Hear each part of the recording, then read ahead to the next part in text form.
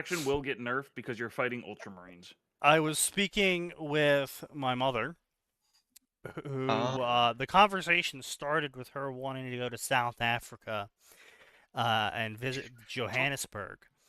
This is And not a good time to be doing that as an that American. that is pretty No. much my exact words that I told her. I said, "Mother, this is a frankly terrible idea. Possibly the worst time you could go to a South African city right now.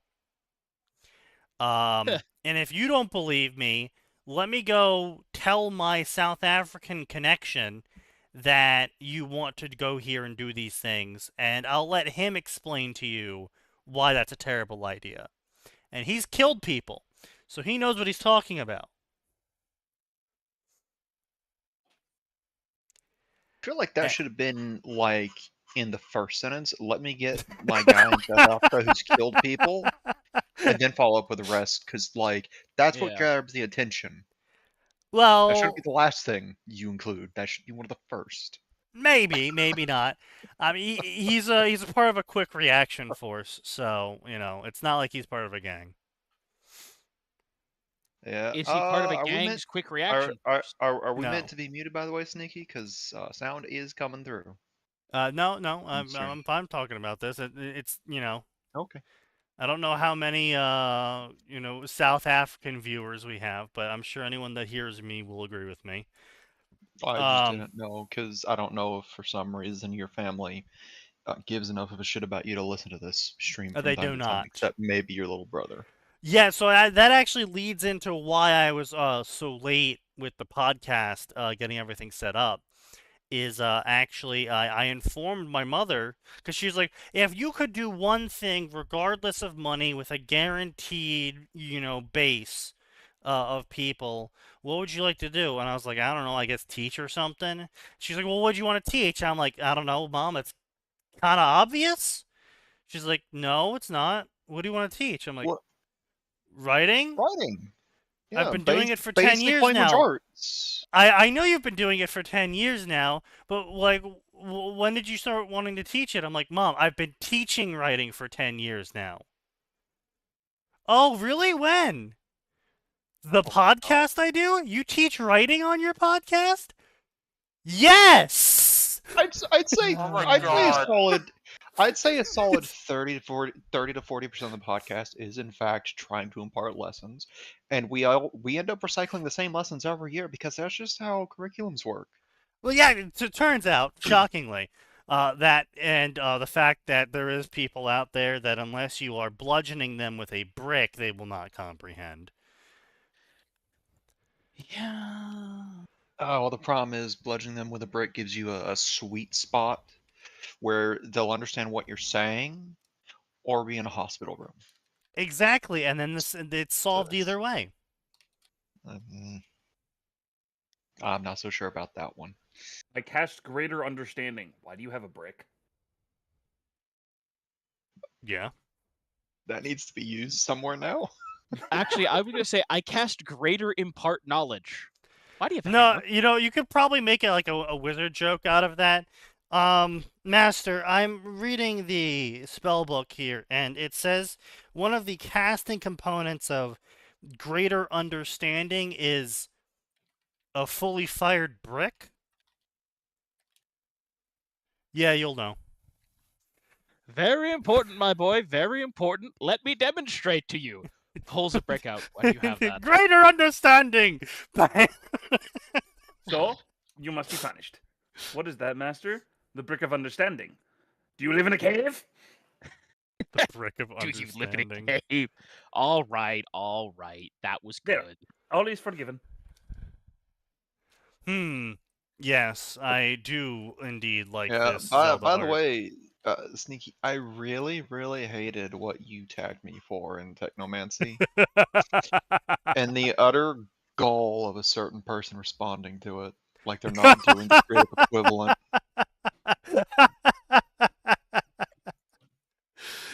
Yeah, did you see what he followed up with in the writing section? That's why I was so annoyed. Yeah. It was But one yeah, of those moments.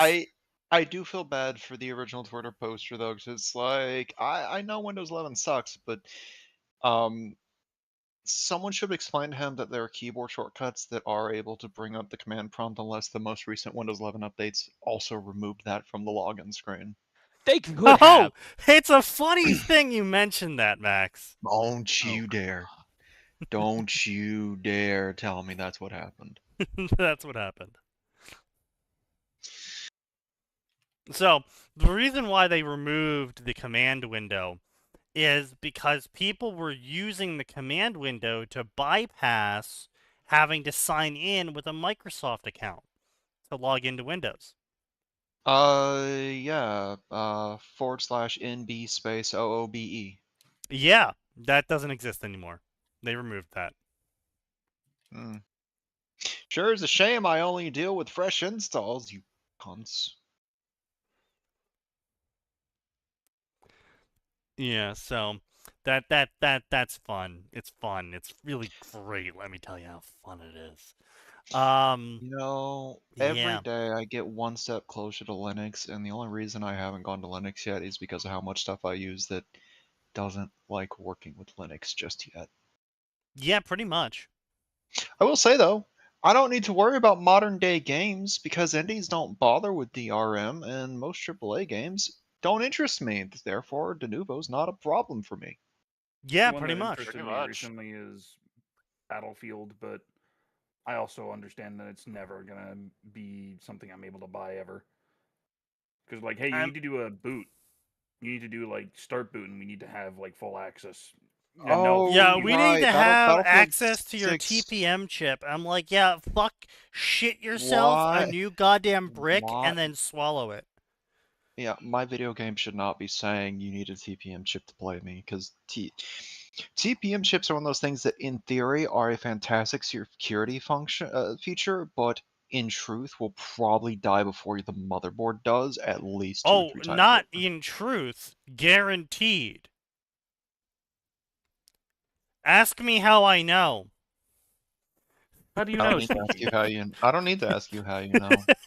And the worst part about this is you don't replace the TPM chip. Nope, you can't That's not how it replace works. shit. What you do is you hope to God you have your BitLocker stuff stored somewhere that's not on the computer, replace the motherboard, and hope the new Windows 11 doesn't shit itself when it registers a new motherboard with a TPM chip that now has to be added to the encryption stuff. So it's a funny thing you say that. So the problem is the BitLocker encryption runs through the TPM chip. Now, what this means in practicality is, in 9 times out of 10, it's perfectly fine to reset the TPM chip because it's still using the same encryption that it was previously using. It's just resetting its internal heuristic. But the problem is when the TPM chip dies and you didn't have that stuff on the hard drive backed up to somewhere else, that BitLocker can't be decoded now. Unless you, Oh you know, dear. crack it. Because the password doesn't work, because the password wants the TPM verification as well. Fuck. Yes. Yep. Mm-hmm. Yeah. You know, and all I can think about is how encryption doesn't mean shit when you've got a USB enclosure and a couple dozen brute force programs at your fingertips because you're just weird like that. Yeah. But you can't bring that stuff to work because it's a quote unquote security risk. Yeah. Now Pretty I much. don't have brute force programs because I have no need for them. But there are stories of people who do. Yeah. There's a reason you want to wipe your drives 7 ways from Sunday before honestly, tossing your computer in a it's landfill. well, that's for the old hard drives. So honestly, just running a magnet through them is good enough for those. Honestly, running a magnet through the solid states is also usually good enough. But solid states, you really just need to wipe it like once or twice, to be honest, because they're solid states. They physically do not retain any information. That's half their problem. But yeah, so I mean, I was actually explaining like most of that today to a customer who was calling in about Adobe problems, and he was just asking me about my job and tech stuff because, well, it's Adobe, so it took a fucking hour to reinstall because it's fucking Adobe. It's a 2.5 gigabyte fucking program, but God forbid does it install at any speed faster than paint drying. You see, if it installed faster than paint drying, you Well, might try to get rid of it. Oh, we did. That's ultimately what we did do in the end to fix the problem. I see. Yeah. it's astounding how when Adobe moved over to a subscription model back in like 2010, 2011, uh, everything about their progress basically halted that same year, including download and install speeds. Yeah, crazy. Crazy Wild, how that even. works, yeah. I think it's because basically it's doing a DRM process of basically every single bit it downloads, it double checks against the Adobe and then goes through the Adobe license DRM because you can only download Adobe now. You can either download Adobe Reader, but if you pay for Adobe, you have to download it through the Creative Cloud, which you have to sign into before you can start downloading Adobe because they don't have offline installers anymore for Adobe. My God. Oh, yes, they do. It's just not hosted on Adobe's website. Yeah, I'm aware, and we're only allowed to use one of those, Max. I mean, did no one in your office think it would be a good idea to save the new offline launchers at least once a year to keep in a repository? No. Of Thought all they the were IT things. people. Yes, well, they're a very special bunch of IT people. Clearly, none of them are paranoid enough about data storage.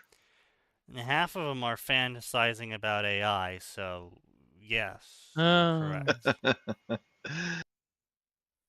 It's gonna be so funny when we get actual AI and the first people on the chopping block in that uprising are gonna be the ones who are going around calling LLMs AI.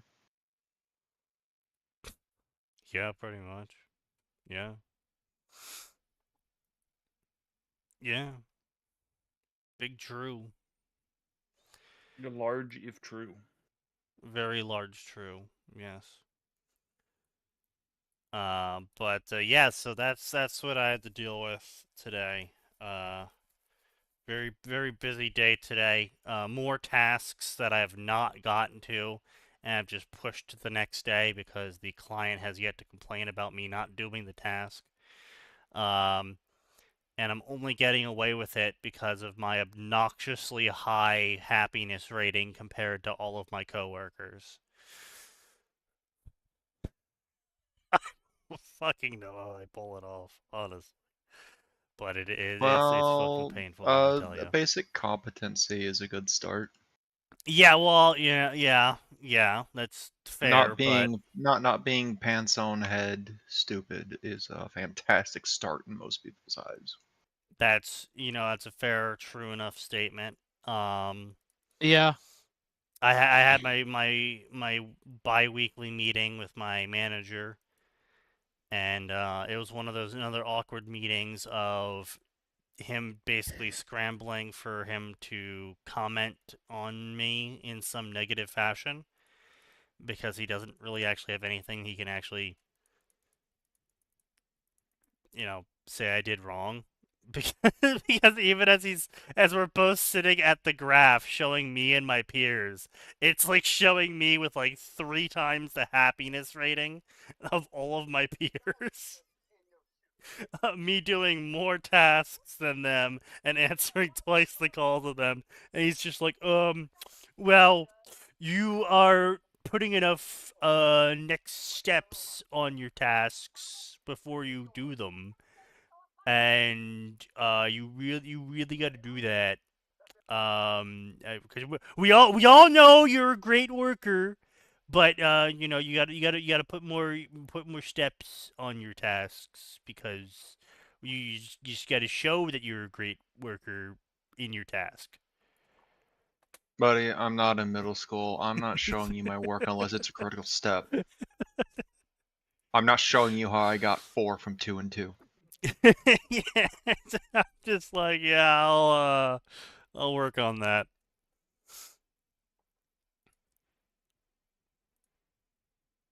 But yeah, so that's that. Uh, Yeah. and, fun stuff in the news. No VTuber drama as far as I'm aware, unless anyone's heard of anything recently. I don't fucking give a shit. I don't think so. Anything would have happened would have been in the indie scene and like the smallest of bubbles, and that's the interesting thing about the VTuber indies is there's always drama going on. It's just a question of how many eyes it gets on it. That's fair. Yep. Speaking of VTuber indies, Niji Sanji is at it again. Oh well, there's your drama. Yeah, I don't know. See, here's the problem is I actually don't know what they're up to again. Because they're so irrelevant that I didn't even bother watching the video talking about the drama. Oh, oh. What happened this time? Sorry. No, there was drama. Exactly. I'm like, there's drama for Niji Sanji? What? Apparently there was a recent thing where Doki and Mint were being like threatened behind the scenes or something to not talk about Niji Sanji, and like then something happened that people started pointing out that Allura Pendragon from Niji Sanji only had like 600 viewers at peak times during her streams. Which is So Niji Sanji once again being brutal. Sorry, the drama is just Niji Sanji existing as Niji Sanji then. Yeah, pretty much. Specifically the EN branch, JP branch is still going strong to my knowledge, because yeah, pretty much. They kept separate out of that. But yeah, so that's what's happening over there. I tried watching the video about it. I don't know if you guys know him, but I tried watching the Parrot 4chan guy who does actually way in the past used to do a pretty good summary of the general opinion of VTuber drama. I haven't watched a video from him ever since he had the whole, kerfuffle with Arn going on, and but it popped up on my feed recently, and I was like, fuck it, I'm not gonna watch it. And then one of the VTubers that I watch for really esoteric news watched it, and I tried watching it for their commentary on it, but holy shit, he is unwatchable. That's about the only way I've absorbed his content, is listening to someone more entertaining reacting to it. Yeah, pretty much. Partially wondering, how are you so entertained by this? Fucking holy shit, man. Parrot 4chan is literally unwatchable now, for real. Like, oh my god. I described it in the VTuber chat on Arn's server, and I was just like, it's like listening to someone who has that high-pitched squeaker voice try and artificially lower their voice to sound more like their dad, but they're also simultaneously going through the stage of puberty where their voice keeps cracking constantly. So not only does their voice constantly rise back into their normal screechy pitch, but it's also cracking constantly as they're doing this like artificial lowering of their voice. And it was so hard to listen to him. I was like, I would rather a Russian explain to me through a microphone from the 1940s how to disarm a bomb than keep watching this video. That's a really specific situation you just went with there. Well, I mean, you know how thick a Russian accent can get, and then you also know how terrible those old microphones are from the olden days, from the Cold War days. And so when you combine the two, it's basically yes. listening to fucking gibberish. 1940, the decade of the Cold War. Yeah, the decade of the Cold War. Yeah. I mean, technically no. speaking, the Cold War started then. That one. Yeah. I've heard worse voices. It's just it feels like his quote unquote style just feels like someone trying to evoke the lol so random humor of the 2010s without Yeah. understanding what made the lol so random stuff that actually hit so good. I mean, more or less, that's pretty much what it is that he was trying to be the, you know, funny haha guy. I mean, he's gotten chuckles out of me. Oh yeah, no. Without the he's got some good bits, and listen, kudos to him. Those Niji Sanji mines are damn near infinite for mining. True. 100% true. He's set for at least another 2 years of videos for that. But I mean, something is always at gonna the happen end of with the day, them. it's just really hard to listen to him now. I just couldn't do it.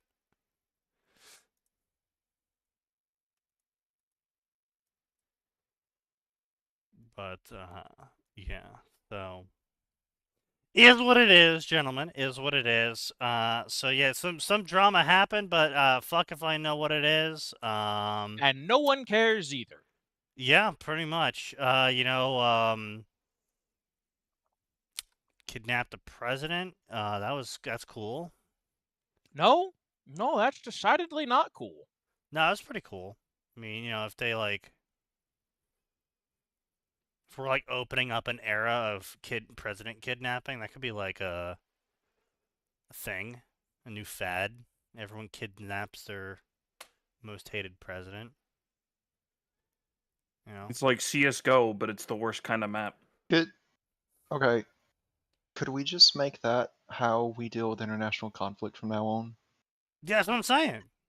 Like, you got to kidnap the other leader, and if Yeah, you like have no more more than 2%, wars. Now you just have to more like, than, yeah. if there are more than like It's capture the flag, but capture six later. fatalities. Yeah, exactly. Yeah, then yeah. you automatically. I mean, six. That's a bit low. I mean, like let's say like 30, right? Sneaky. No, we got to set the standard our military just set over the weekend.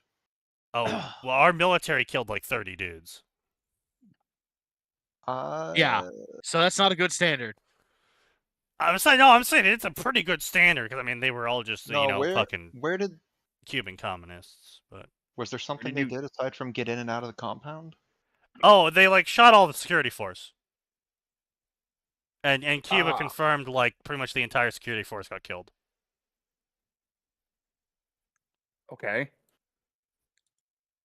So they want Which I mean to might just be bad Cuba lying, thing. but I know, and I don't Yeah, really care about then. them. There's a bunch of fucking well, Cuban then- communists. I don't give a shit. Okay. Well, then we'll just set the fatality limit to 30, I guess. I mean, let's maybe just say like the civilian- fatality limit's like the limit of like you have to tonight. You can.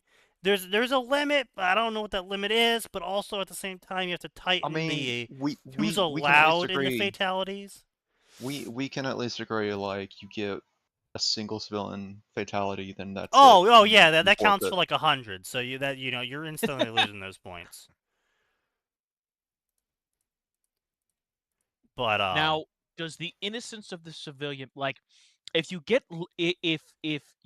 grandma, right, and it was the kindly old grandma who volunteers at the homeless shelter versus if you get the mean grandma who threatened kids on her lawn with a shotgun, is one worth like 115 and the other only like 85? I'm gonna be honest with you, and the plot twist here is that the first grandma actually used to do some really heinous shit in her like midlife. True. Like they still haven't found the bodies of 32 plus victims. There may be 40 in fact. Who knows? Yeah. True. Yeah. Okay. I don't know. Thank you, Macadamia, for the source here. I just kind of Appreciate feel like at the end of the day, you know, if we just make all of the rich elite be the ones in danger, we'll have a lot less wars. You know, I it's can just- agree with that statement. Yeah. I gotta say, it is funny to imagine that the only reason this happened is because of what Venezuela's leader said like a day or two before. I mean, Trump has Yeah. the chance to do the funniest shit right now, is because the Colombian president just said, "Come get me, you won't." He has the Oh, no. chance to do the funniest thing right now. Okay, did he do this before or after? After. Oh, No. He was giving some press conference, and one of the reporters was like, "Are you afraid Trump's going to retaliate against you now?" And he's like, "No, Trump's a coward. Come get me, you won't." Oh. I don't want to wake up tomorrow morning to another tweet from our president about, so anyways, guys, something cool happened last night. Oh, hey, by the way, I did it again. The government doesn't want you to know, but the South American presidents are free. You can just take them home with you. God I damn have it, Sneaky. 2 South American presidents with me right now. God damn it, Sneaky. I was just thinking that meme in my head. I'm like, no. And then I hear you say it. I'm like, God fucking damn it. Aura, everyone with half a brain cell was thinking about the same meme, I promise. We were, but we weren't saying it. Yes, which is why No, that's Fair what enough. Sneaky's for. That's Yes. what Sneaky's for. The moment you pick up a gun, you're a combatant. If you want to not count as a soldier, don't fight. Yeah, pretty much. Yeah, I mean, I've heard it's. I've heard a lot of people. Billionaire.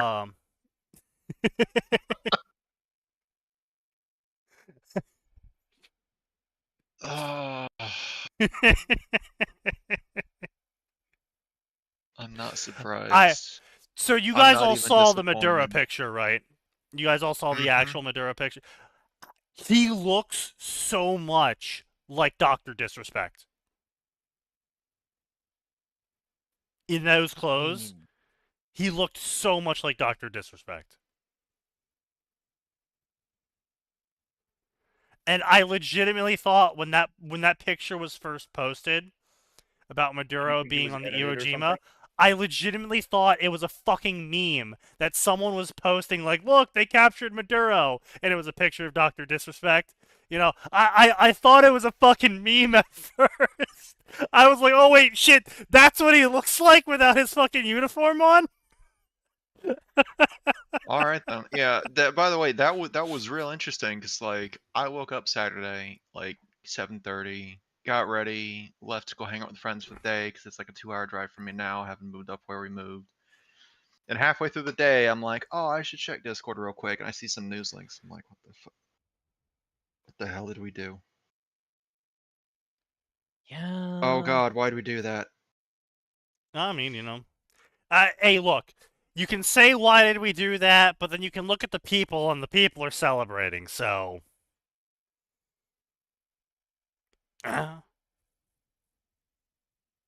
Yeah. Although I gotta say, there were some countries that were saying something like, I don't think I want to hear that from you of all countries right now. Yeah. There were some countries that need to sit down and stop talking. You know, kudos to you for not applauding the audacity of what our country did. You don't get to point the finger. yeah. Yeah. I mean, you know, it's. I mean, you know, people posted some opinions where I was kind of just like, you know, yeah, you know, I was like, weren't you just last week saying we don't support fascists? What happened this time? You know who Maduro is, right? No, that's the sad part. They don't. Yeah, I know. I will say it was really funny that all of the counter protesters in New York City were all Venezuelans who were enthusiastic about the slurs they were using to describe the leftists who were chanting for Maduro's release. Right, that tweet there is how I learned a very interesting insult. Yes. In their language. Yes. Yeah. People were tagging Dr. Disrespect good, so I'm not the only one who thought it.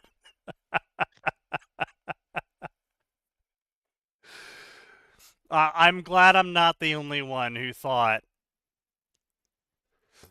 that was the case. That is good news to me.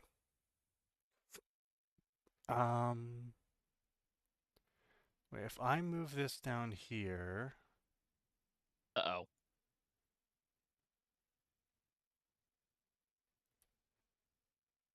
Oh no, that hides it underneath that.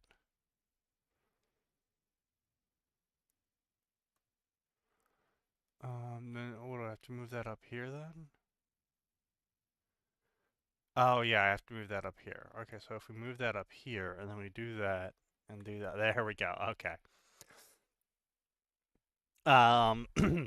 So now people can see who's talking. Oh no. On the stream, yeah. Oh, we've had that for a while, haven't we? Oh no, we've had it for a while. I just changed it so now we can just have the Final Crashout be the background art, while we're not actually reading fan fictions. Yeah. So we all know we don't actually read on this podcast. Exactly. You know, we're just trying to stop linking me this. It's not funny. I mean, look how close it is, though. Look how close It's a little funny. It's really funny.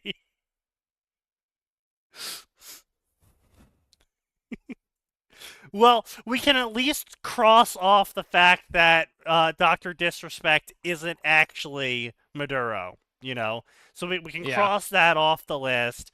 Confirmed they aren't the same person. I'm sure we were so confused about that. Unless Trump thinks it's really funny to give him Twitter access in a cell. True, you're right, you know. Oh boy. You know, maybe don't do that. You know what? Actually, maybe. You know. No. No. Think I won't very say long and hard, Sneaky. Yeah, I did. Go. Yeah. I see. You can hear the gears turning as we speak. Wasn't so much gears as. Oh, how about that? Elaine failed to water his plants, and they died. Why is he in charge of plants if he can't water them? Because they were given to him as gifts. Oh, why would you do that? Some people don't have green thumbs, and believe it or not, those people get very upset when you remind them they don't have green thumbs by giving them plants. Ask me how I know. Maybe he's retarded. I don't know. Maybe he's Swedish. What can you say? But Doc's hair is a wig? I didn't know that. This is the first I've learned of that. Not surprised. But, you know. Trump. Give him a bottle of Trump water.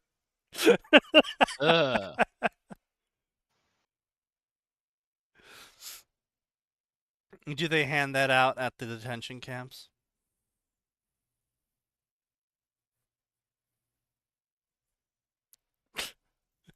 Okay, the real question is that actually endorsed by Trump, or is that just someone capitalizing on his name? That's a fair question. That is a fair question. Probably not someone trying to earn money off of his name, because he is pretty litigious. He did win against the BBC. That was pretty funny. Yeah. Because the BBC were like, blatantly lying about him. And then the court slapped their dick and said, you can't do that. It's served at all of his hotels. Oh. Oh, I see. A good old bottle of Trump water.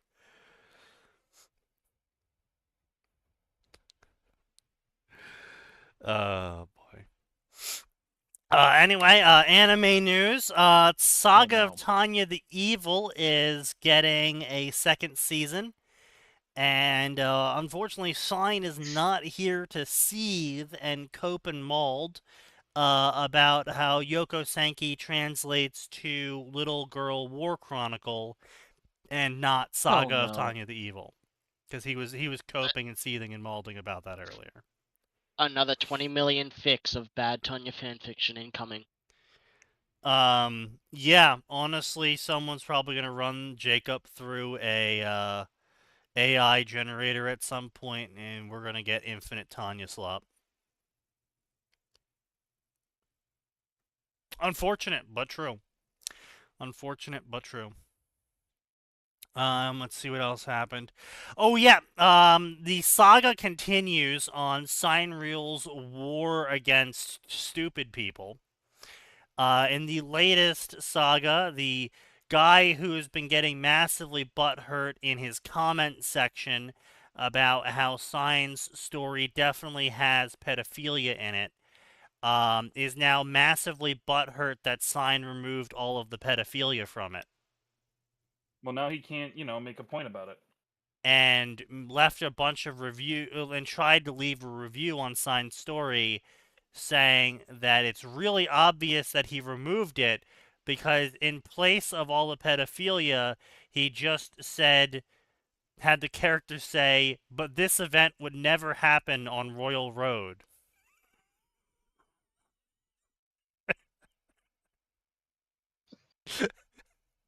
I'm not sure where to start with this. Not really sure what I'm I saying. like that part of his war on stupid people is being stupid himself. He can't help himself. Look, all I'm saying is, I don't know. I don't know if that's an L, a W, or if it just cancels out.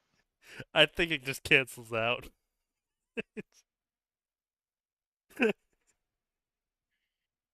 But the moderators did accept it as a legitimate form of censorship that fulfills the requirements of their terms of service. So, live with that how you will.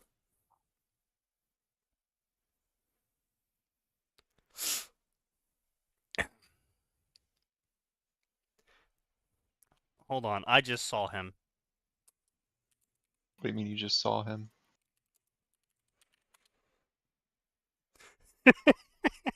Oh. He just entered Wallpaper Engine. Holy shit. I just saw what Aura screenshotted. Holy shit, Aura. Holy shit, Ori, you fucking killed him. Teach me how to write like a retard with no common sense convincingly. Look in a mirror. But I'm common sense, man. I don't grasp writing retards. I figured I would ask someone with experience. I don't know. Your response to the various mods and the retards who complain need to give you shit over. Instead of asking us here if your responses are okay and decent, you're willing to shove your foot in your mouth first and then show us. Is that a sign Al maybe that's why Sign's not here. He's still recovering from this. Is that a sign Al against Aura? Hey, Krull. Yeah, I just called you in here because I saw you enter Wallpaper Engine. So we were making fun of people who weren't here. So. So I guess we're all dogpiled on Sign. Yeah, we're all dogpiling on Sign right now because Sign. So here I'll catch you up on the Sign lore of recently. So recently, Sign got a bunch of comments in his comment section for his Tanya Star Wars fic about how Sign was doing Tanya in Star Wars wrong because he wasn't using Disney canon and only Disney canon to outline his story. What? And Sign, retardedly, of course, responded in possibly the most bitchiest passive-aggressive manner possible that only incensed the guy even further. And so he tried to leave a review where he shit all over the story, but the problems he pointed out with the story were so poorly chosen, right?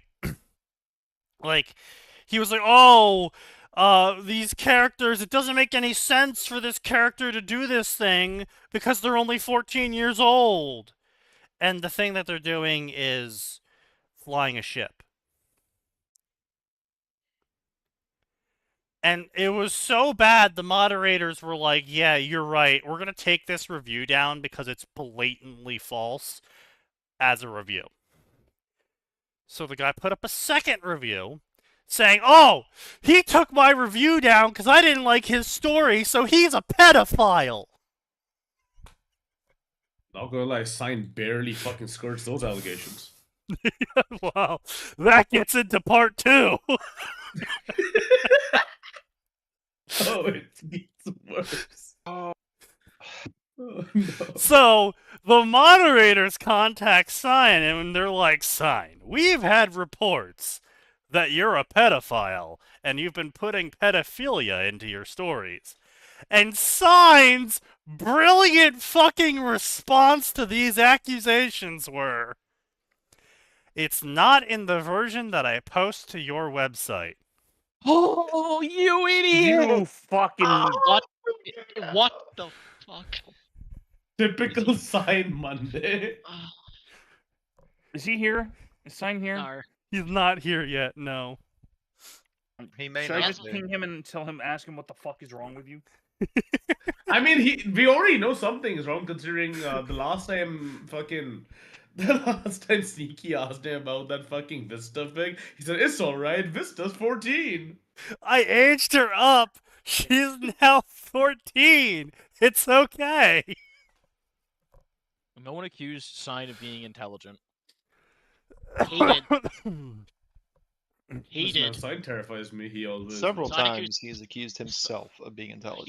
Yeah.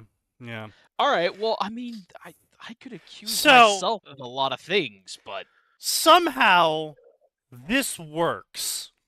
And the moderators go, fair enough, you have not violated our terms of service. Our investigation What? ends here. what? God loves I- fools. Hey, man. The moderator was only asking about him being a pedophile because he's like, hey, man, I just want to know if you're like us. And he's like, not here. He's like, I bet. Yeah, so I So don't know then- if there's a follow-up to that. then Yeah, is the Simon review treated gets to that taken level? down again. And then the third review has hit the tower. And Oh my god. This guy is like persistently mad about Sonic. Like, bruh, he's so Get over fucking yourself. pissed. And so the reason why the moderators accepted Sign's excuse of not on this website is because he changed every single mention or reference to the pedophilia occurring in the story, is he had the characters look at the screen and go, but this action would never happen on Royal Road as part of the terms of service agreement, and then continue with the story like nothing happened. Honestly, And so- I'm shocked he's Excellent rage bothering. baiting material. I'm shocked he's even bothering following those, considering his general attitude about terms of service. Yes, Even well, when it's they're also his reasonable? most popular story, and he's been getting a shitload of money from it, so he probably Yeah. doesn't want You know, to get I'm taken glad down. to know. I'm glad to know that Sign has a price point, not Yep. Morris. Yeah. Always good to know about someone. Yeah, well, you know, Yeah, that's... We've known that for a while now. Yeah. I haven't known him for that long. Neither I just know have he's I. the dude that makes. I It took just know like that he. I just know he's a guy that makes an excellent punching bag in this podcast, and to his credit, he takes the hits pretty well. Yeah, I mean, yeah, there's well, not much defending him, you know. I'll be Probably very defending. honest. Sign is excellent at taking it. yes, Exactly. he takes it from all That- directions like a champ. Not gonna touch that one. But Those anyway, were so some very clean voiced cuts. Not even gonna touch that one. We're just not even gonna. Nah. I wish Sign would say that sometimes. right. Looks at a little kid, not even gonna touch that one. Ah. I didn't like that So- one, Chief. So the third review comes in, and now the guy is pissed off that Sign changed all of the pedophilia to, but that would never happen on this Royal Road edition of the story because that would breach the terms of service. And now he's now he's pissed again because all the pedophilia is gone. So that's where we're Wait. at now. Brother, make up your mind. They will not. Yeah. There are That's- 0 sign haters in the world has ended because this person died.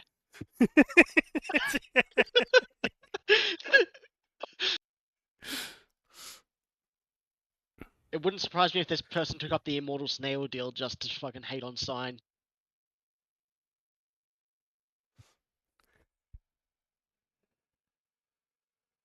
Oh wow. You know what, Max, maybe this will cheer you up. Oh, okay. So, in That's one response, flip you just made. yeah, well, you know, it's clean enough that I'm gonna post it into the memes and shit posts. So this was posted on another server in response to the screenshot of what Aeon said on this server. Oh no. Boy.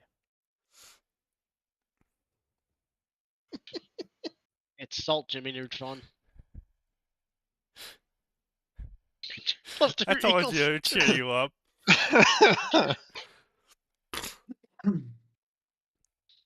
Hmm. Mm. Oh, he's written like a lot for the story. Jesus Christ, that's like 67 fucking chapters. Which story? Oh, Tanya? Signs, I think. Yeah. Yeah, no, it's one of his most popular stories, completely blowing out all of his others. Oh yeah, by far.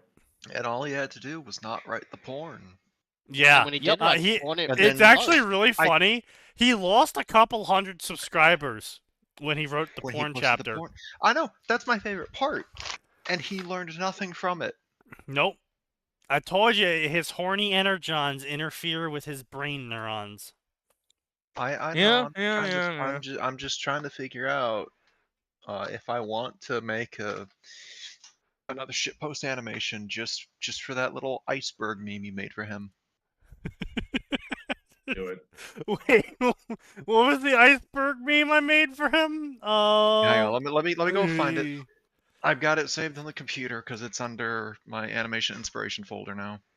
We also have it saved on the Sign Did I save it? meme Where channel. did I save it? Oh, I can mark as not interested.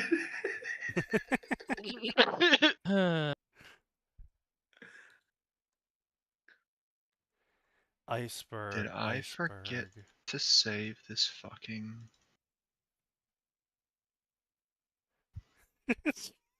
God damn it. Alright, I'm gonna repost that one because that one's funny. Good job, Macadamia. Oh no. Oh, yep, no, here we go. Yep, found it. It's Yeah, right there here. it is. Yep. Also this one, because... Yes, that was Infants, right? No, that was me. That was you. Oh. Well, it was in getting font, worse. but he made it about me.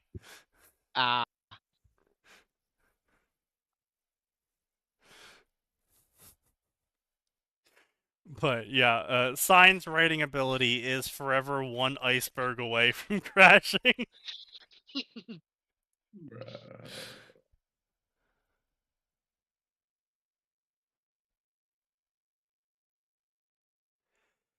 You know what? Stone Toss just brought up a really good point about the Na'vi. Oh yeah, no, I saw that. I was like,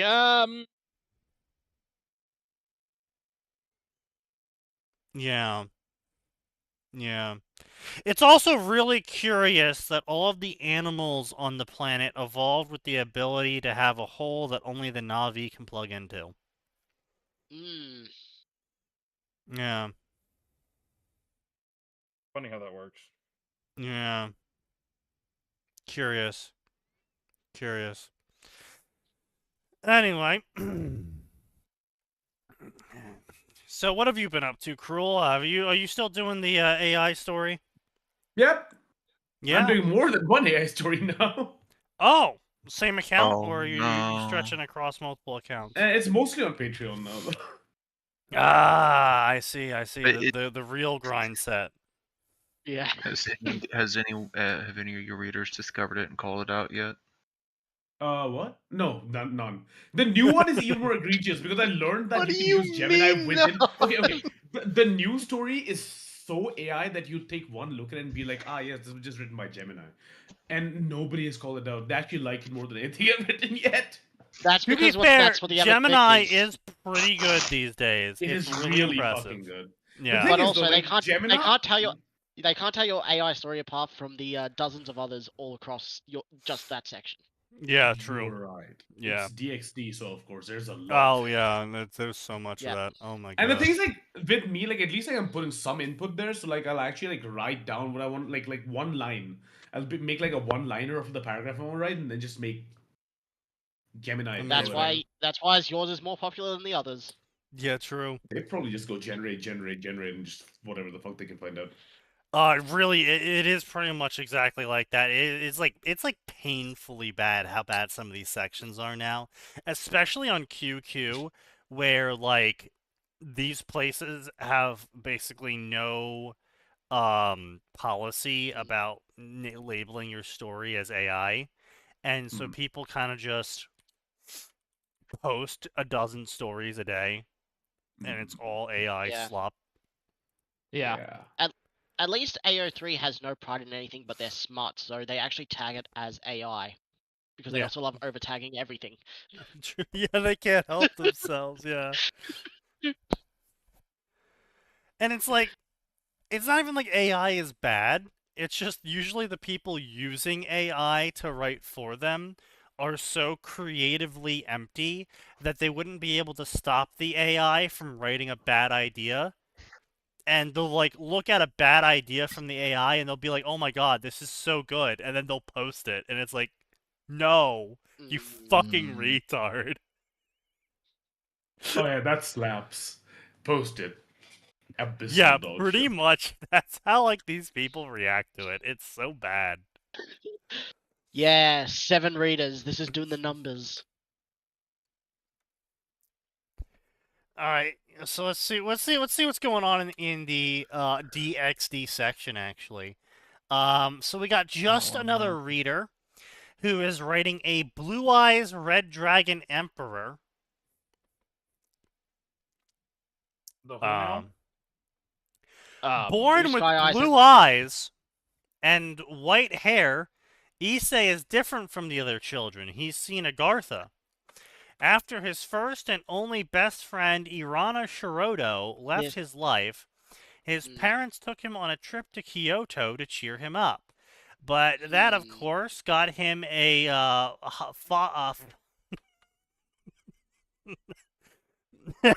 socks fex, and that trip would change his life completely and give him answers to why he was born, along with the many adventures and challenges that await him. It's a 5-chapter, 60,000 word story. So we're looking at roughly like what, 10K words a chapter? Yeah. That's Yeah, 12, Sneaky. 12. Minimum. 12. Yeah. I also don't know if this is an unlabeled crossover with Yu-Gi-Oh, or they're just ripping off Vali's backstory for Issei. Oh, they're definitely like, just a ripping loser off of box. Vali's backstory for Issei. I mean, No, it's like no, not this even a this fucking... could be a Yu-Gi-Oh unlabeled Yu-Gi-Oh crossover where he's the Blue Eyes White Dragon. I really doubt that. If anything, it looks like it's going to be a Jujutsu Jujutsu Kaisen Kaisen. crossover. It is. Yeah. It is Jujutsu Kaisen. It's also unlabeled. Yeah. Oh, it is. Oh, it is a Jujutsu. Oh, okay. Yeah, Wait. I'm sorry. in the Fucking author's in the note. author's note. Yeah. Should I mark knows? this story as a JJK crossover? I mean, originally I was just going to give him a bunch of powers from JJK, but maybe I'll include more JJK stuff now. Oh my fucking god. Unlabeled crossover. Yep, unlabeled Also, crossover. Right Was out the Stein gate, getting- boys. Was Stein getting killed by Aura Sign L? Yes. Cool. Okay, so drinking. It's not sign opening L. character description if the character description is in the summary, is it? It's has to be in not the opening chapter. character description if the opening character description, sorry, it's opening It has to be character in the description chapter, right? is when you describe the character that everyone should know. Right? Yeah, fair enough. I thought that was the Canon character description. Oh, sorry, canon. Description. Yeah, with the description. Yeah, I Describing was canon. actually asking for opening because it's not the opening of the chapter; it's the opening of the summary. He's describing Issei's sky blue eyes and white hair. No, I'm not gonna say. I think it's fine because it's sort of like basically a call out of, hey guys, this is a crossover. Yeah, this is what the crossover is. Fair enough. Oh, I just saw a little bit of that. Those first two paragraphs. He may potentially still get that. No, he definitely may still probably get that. When he was born, the only thing that resembled his parents was his face, as his hair was white as snow and his eyes were bright blue like the sky itself. And he didn't cry, much to the panic of Miki and Goro, who already had 2 children lost due to miscarriage. But they were overwhelmed with relief when they saw their son's eyes looking around with curiosity.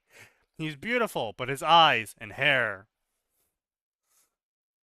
It's strange, but I do not care. He is our son, our beautiful Issei. I mean, well, yes, the mother doesn't care because it's definitely her son. The father...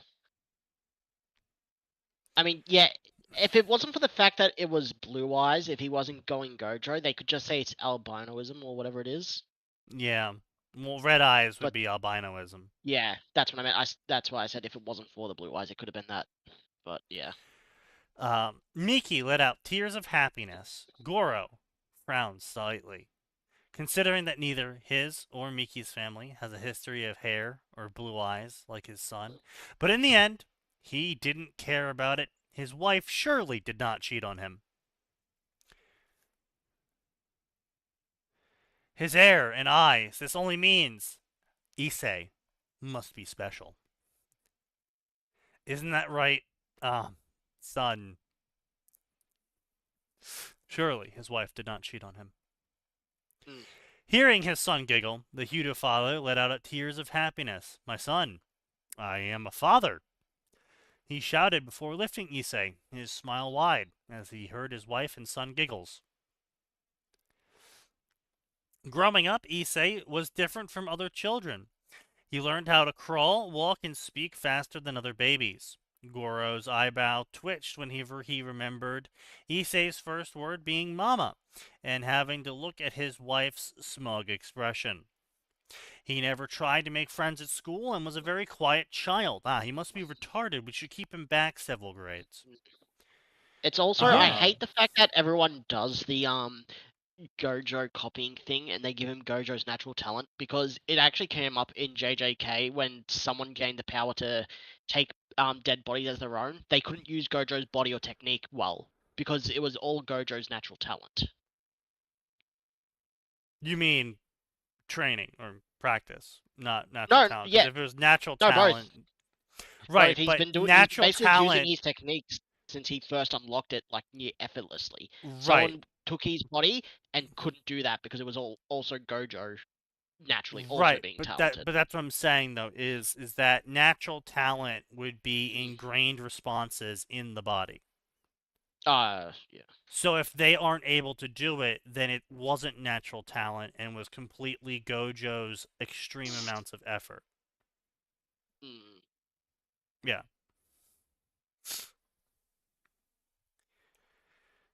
So, that's why you gotta be careful with biology, people, when you're writing stuff. So otherwise you look stupid. Well, and 99% of people won't give a shit, but Yeah. But if you want to get stuff right, typically you should, consult the people that know about that stuff. Yes.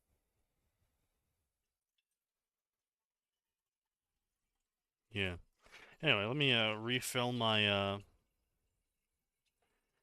liquids here.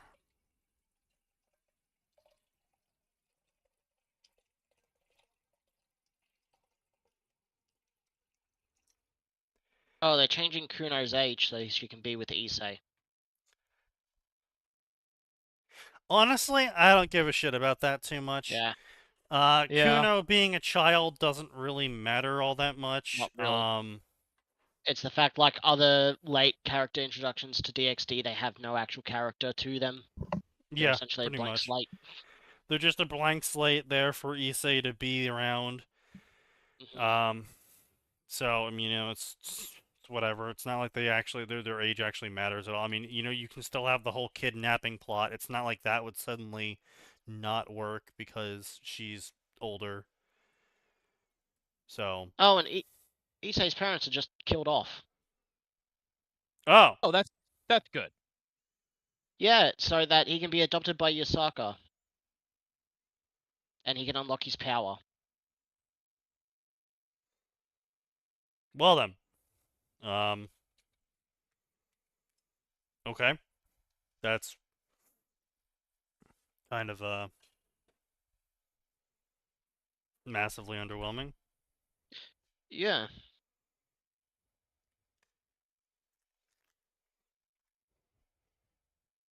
And Drake immediately cares for Issei, despite Issei telling him that white and blue is better than red and gold.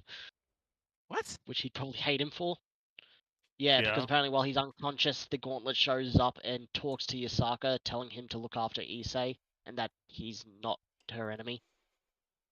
Oh, of course. I mean, obviously. So I will give everyone the good luck square.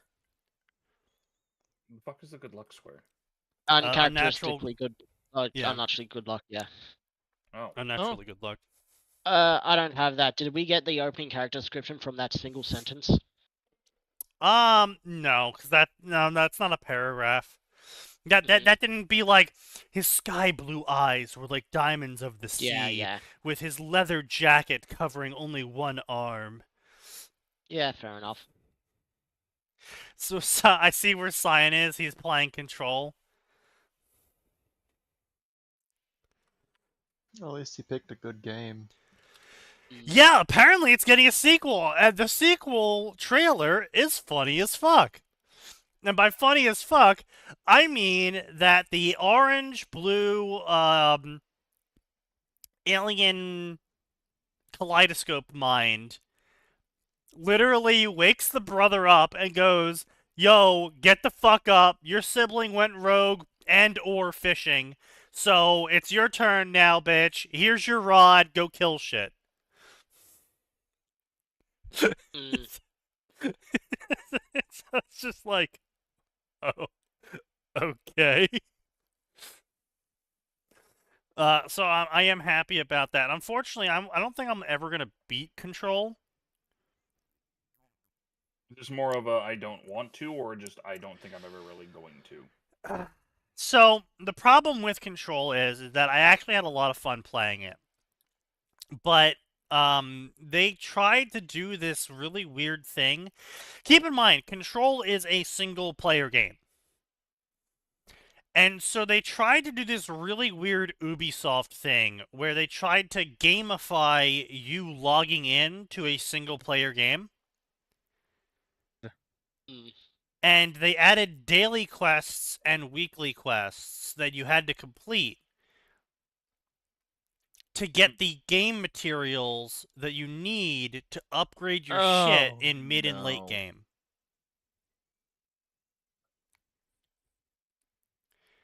Yeah. Sneaky. Okay, I'm waiting. I'm pretty sure they added that in the second DLC. Not in the base game? Yeah, but they only sell, like, the collector's edition now, don't they? Is Wiki still on the bingo square? Or do we get that taken out? That's a good question. Wiki? I think Wiki got taken out. Because yeah. Ending author's note would have given us Wiki. Yeah, they only sell Control Ultimate Edition now. They don't sell Control anymore. They only sell the Super Deluxe. Or he picked the square last stream. I was one away from another bingo. We didn't get OOC in the fucking Fate section because no one wrote actual Fate. They wrote Camelot fix. They just wrote OC self-inserts. In Camelot. Not even OC self-insert in Fate. Just Camelot. Yeah, was there a recent, like, FGO event or something that caused that? No, just strange fake release. We got Logress, who uses, like, Saber's face and shit. But I think that came out after the stream. No, that came out before the stream, Lord Logress, I believe. Let me just a moment. Oh, yeah, that's right. We had to fight him as a brand caster shit, or whatever. Yeah, the first. Literally 6 days ago is, I think, or a week ago is when we got Logress. Yeah, otherwise, nothing has really happened else outside that, so... Yeah, so unless it's because of, that, Grand Saber being Lord Logress, but... wait, did someone fucking...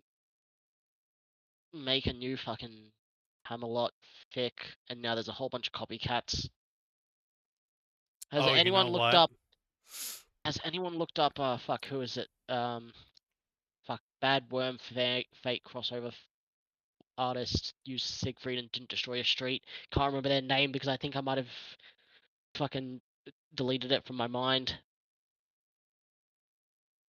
Fuck. The Taylor Apocrypha author who turned into Siegfried used Balmung and didn't destroy a street.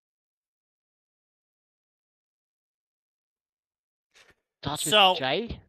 In recent fanfiction news, I will also say I did find a story. I don't know how good it's going to be, but currently, basically, it's Taylor post Golden Morning wakes up in Song of Ice and Fire. Mm-hmm. And the one that she basically new gamed plussed into Hell Plus. Yeah, that's the one that's Thumb wrecked, right? Oh no, Undead Patriot wrecked it. God, I'm so used to some wrecking stuff.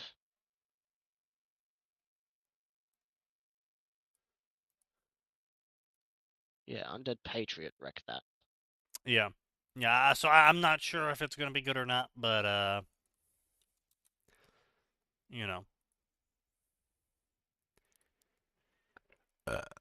Anyway. Let's see what we got going on here. Yeah, so as you said, basically his parents get killed off. He gets revealed to have powers, falls unconscious. Yasaka takes him in. Cool. Did James D. Fawkes change their profile picture to a fucking one that looks like them looking like a douchebag? Did he really? I genuinely don't remember what his original profile pic was. Was that? Yes. No, that's not. That is new. Did he use that fucking porn program for it? It looks like it, doesn't it? Oh no, that's right, he did. Because remember, he was going around to all those authors and making fucking cover art for them using the porn program. Mm-hmm. That's been his PFP for ages, dude. I haven't checked in on him in like. I haven't checked him since last we looked at him on stream to make fun of him. Yeah, I genuinely don't remember basically. him. I was like, I didn't open his profile, and I was on mobile last I saw him. So it's like remembering his profile pic is kind of a hard bargain. Damn. Visit my Twitter for weekly progress updates. Visit my Tumblr for the Eternityverse stuff. What the fuck is Eternityverse?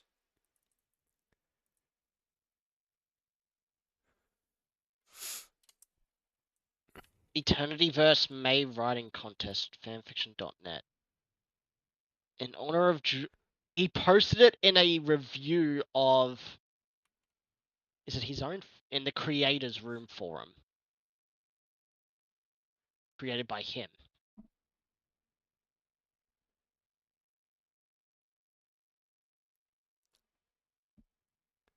Starting a writing contest from May 10th through June 10th. The deadline may be extended. Eternityverse, where everyone can send in their OCs as a student at the premier academy of magic in the world, or a professor at CAS, the premier magic academy of magic. You could also be a young warrior in Dark Ages of Britain. Oh, it is because of James D. Fawkes. It's literally, I missed out on bingo because of James D. fucking Fawkes. And his Eternityverse fucking challenge.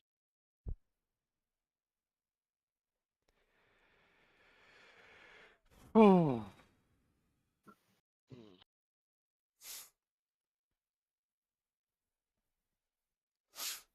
Damn, this is a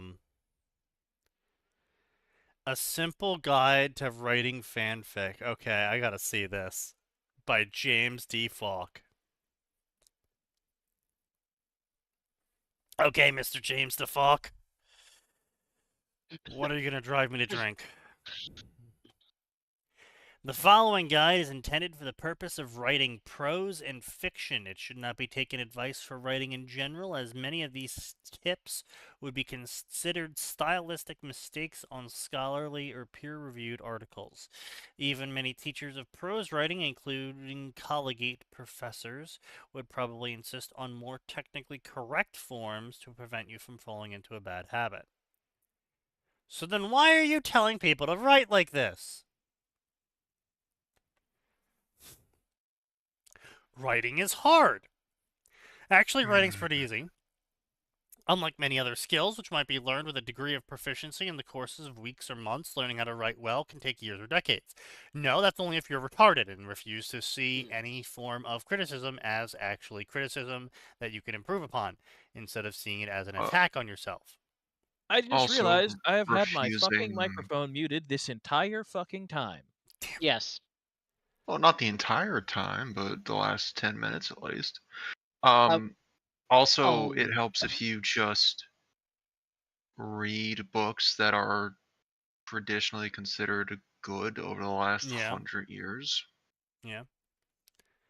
This guy, not every single one, but I'd say aim for some of the best. Yeah.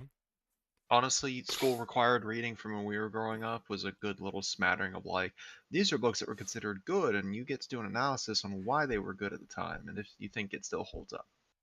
Yeah. Which some do, and some don't. Yeah. This guy's so up his own ass, he's equating himself to Rowling and Tolkien. Wait, no, really? Oh, Literally above common mistakes. A writer is never done improving, not until the day he dies. That goes for everyone, even me, even Rowling, even Tolkien.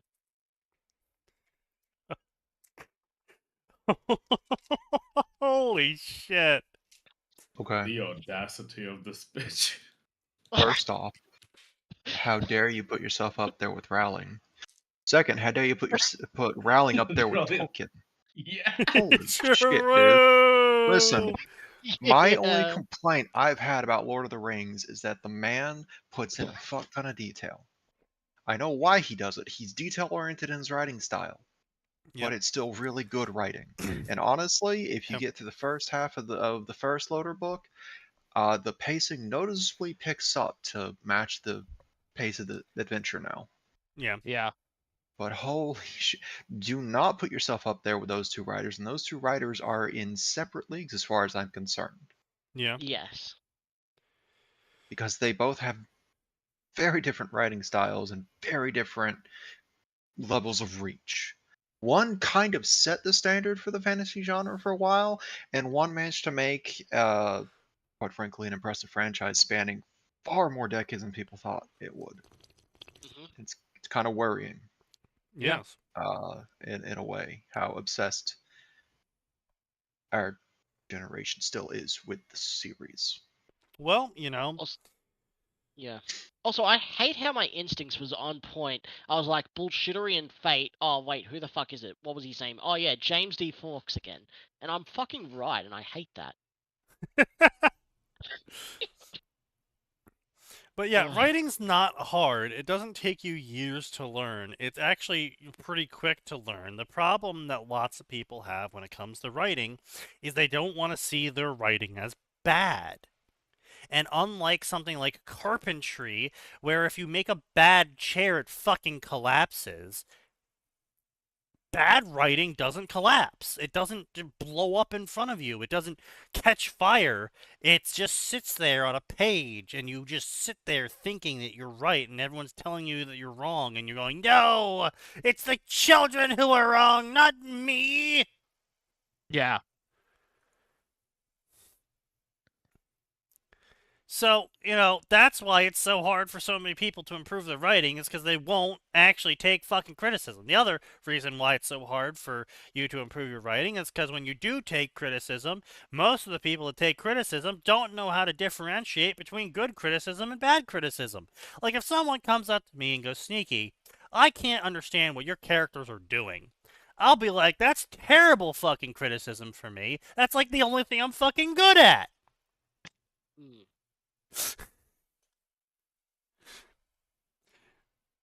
And I know I'm good at it, not because of I'm saying I'm good at it, it's because it's the only thing everyone else tells me that I'm good at. So maybe you're right, maybe my characters are a little bit bad, but it's the only thing I'm good at, so we're keeping it at that rate for now. But I'm going to improve everything else.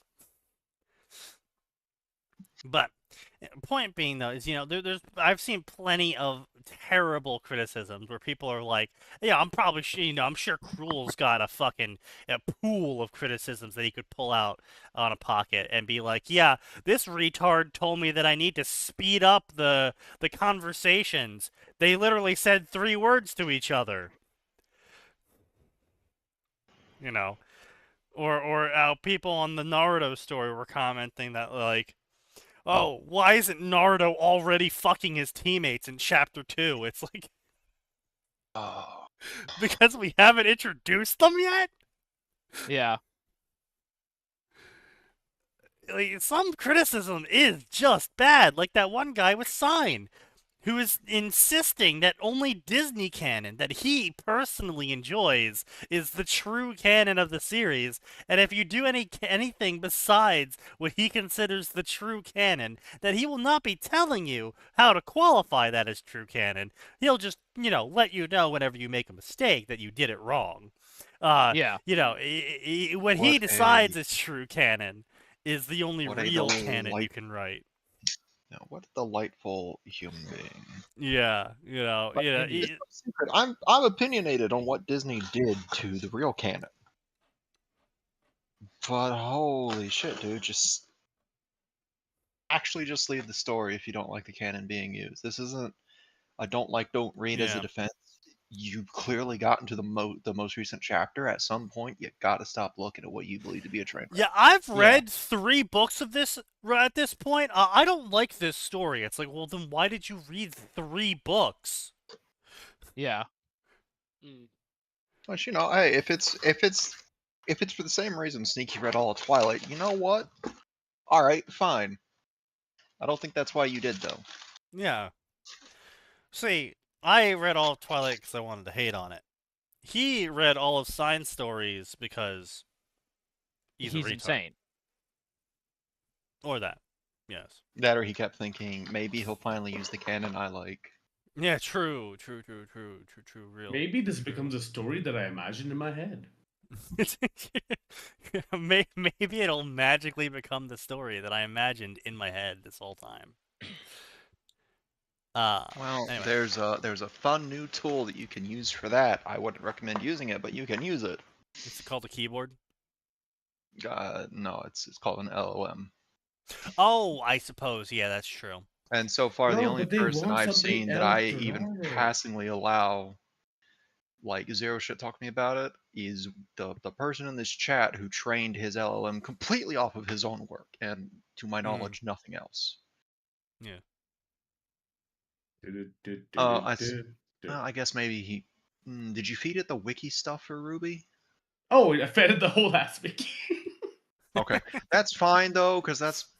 I had to. It one of needs those a lot public of domain context because Ruby has way too many characters all the time. Yeah, true. Yeah. You definitely did not do a lot of stories for writing Ruby. Yeah, I did one, and it was mostly about Naruto and Sasuke. So like, I had to do the fucking. And the wikis had to be fed because I myself only know Ruby until fucking season 3 end. Is this how we got? Oh, bro, cruel. Yeah. You gotta give me a time, dude. You gotta give me a time. We'll both get alcohol. We'll watch season 9 again. Oh no! I'll show up. Season 9 of what? Ruby again? Ruby. Yeah. I am down for watching that again. Unironically, if I can just get past those first 45 minutes, I am down for watching season 9 again. Unironically. If I can just get through that first season of season 9, I'm down for it. Oh my god, we're fucking gonna Sneaky. riff the shit out of it. Sneaky, I have found the perfect way to edit Ruby for the optimal viewing experience. Yeah. Volumes 1, 2, and 3.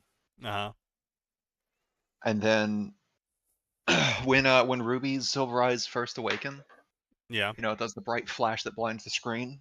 Yeah. Hard cut to the opening of season 9.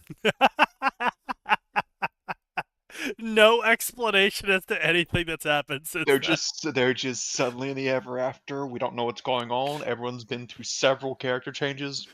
Just go with it. This is an improvement. Because that way, Yang and Blake are together, and we don't have the entire 2 seasons where they were allegedly together and never actually said anything about it. Oh my god, dude.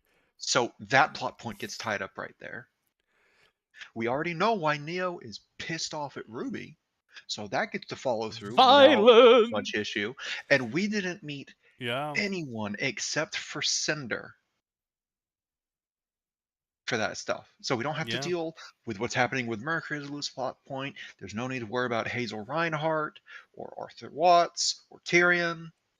No need to worry about the random sudden face turn that Emerald got in Volume 8. Oh shit! Worry about the character assassination of we might have to watch season 8 with Cruel just so he understands what's so funny about season 9. I mean the massive tonal shift in writing being competent suddenly.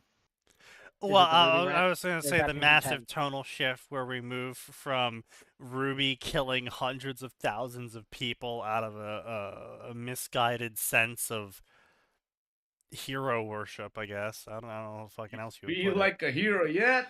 Do you feel like a hero yet, Ruby? Oh, okay, Sneaky. That's another thing. All right. We'll add this to it. We'll still skip volume 8. We'll get to the scene where everyone's facing their quote-unquote, like, inner doubts. And then you just go to Ruby, and it's suddenly just a quick, like, 30 seconds, a full minute Vietnam-esque flashbacks. And then her shadow gets to ask, are you a huntress yet? So the shadow just, like, shows up. So, flashback of the fucking century. You like a huntress yet?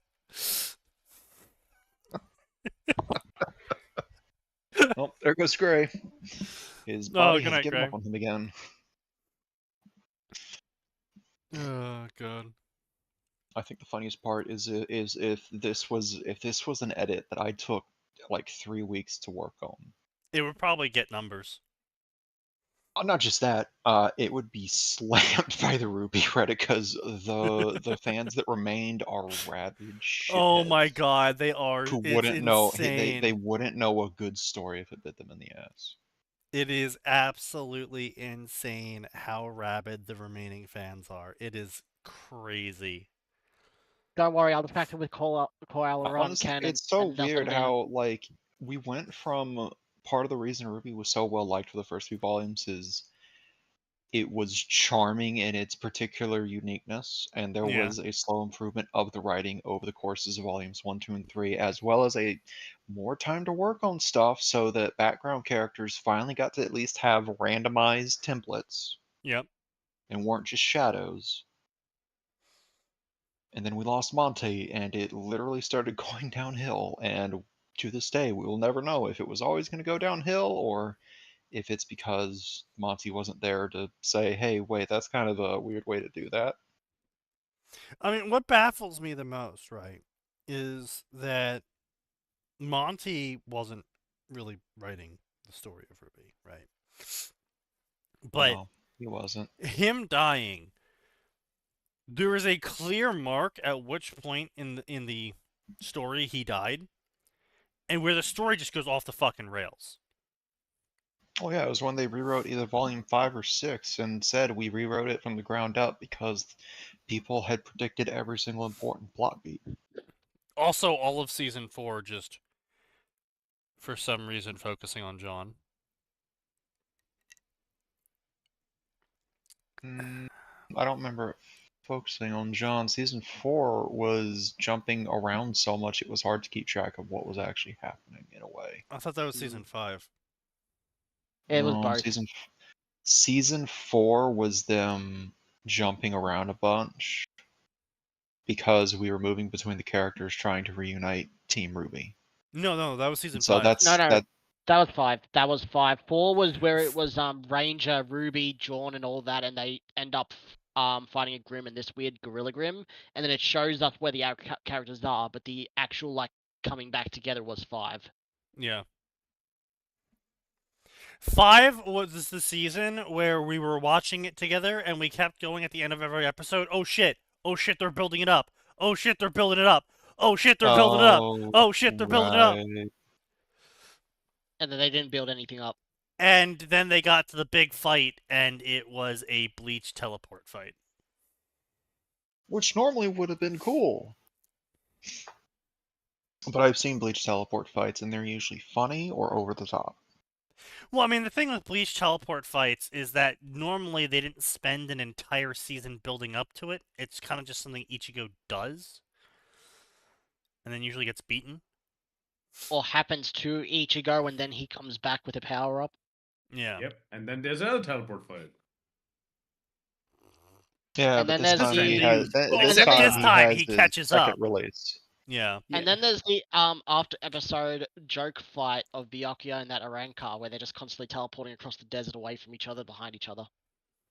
That was a great bit though, because it was Gene just like, are you two done? Can you stop? I have a segment. Can you stop? No. Yeah. Oh, that's the one I have saved. Ah, yeah. Honestly, though, say what you will, the build-up to his Shikai and what it did was actually really fun, though. Yeah. That actually was really fun, because it's... There it is, Aura. Yes, there's... Yeah, Geek's like that, guys. I love that one. Guys... Where are you guys going?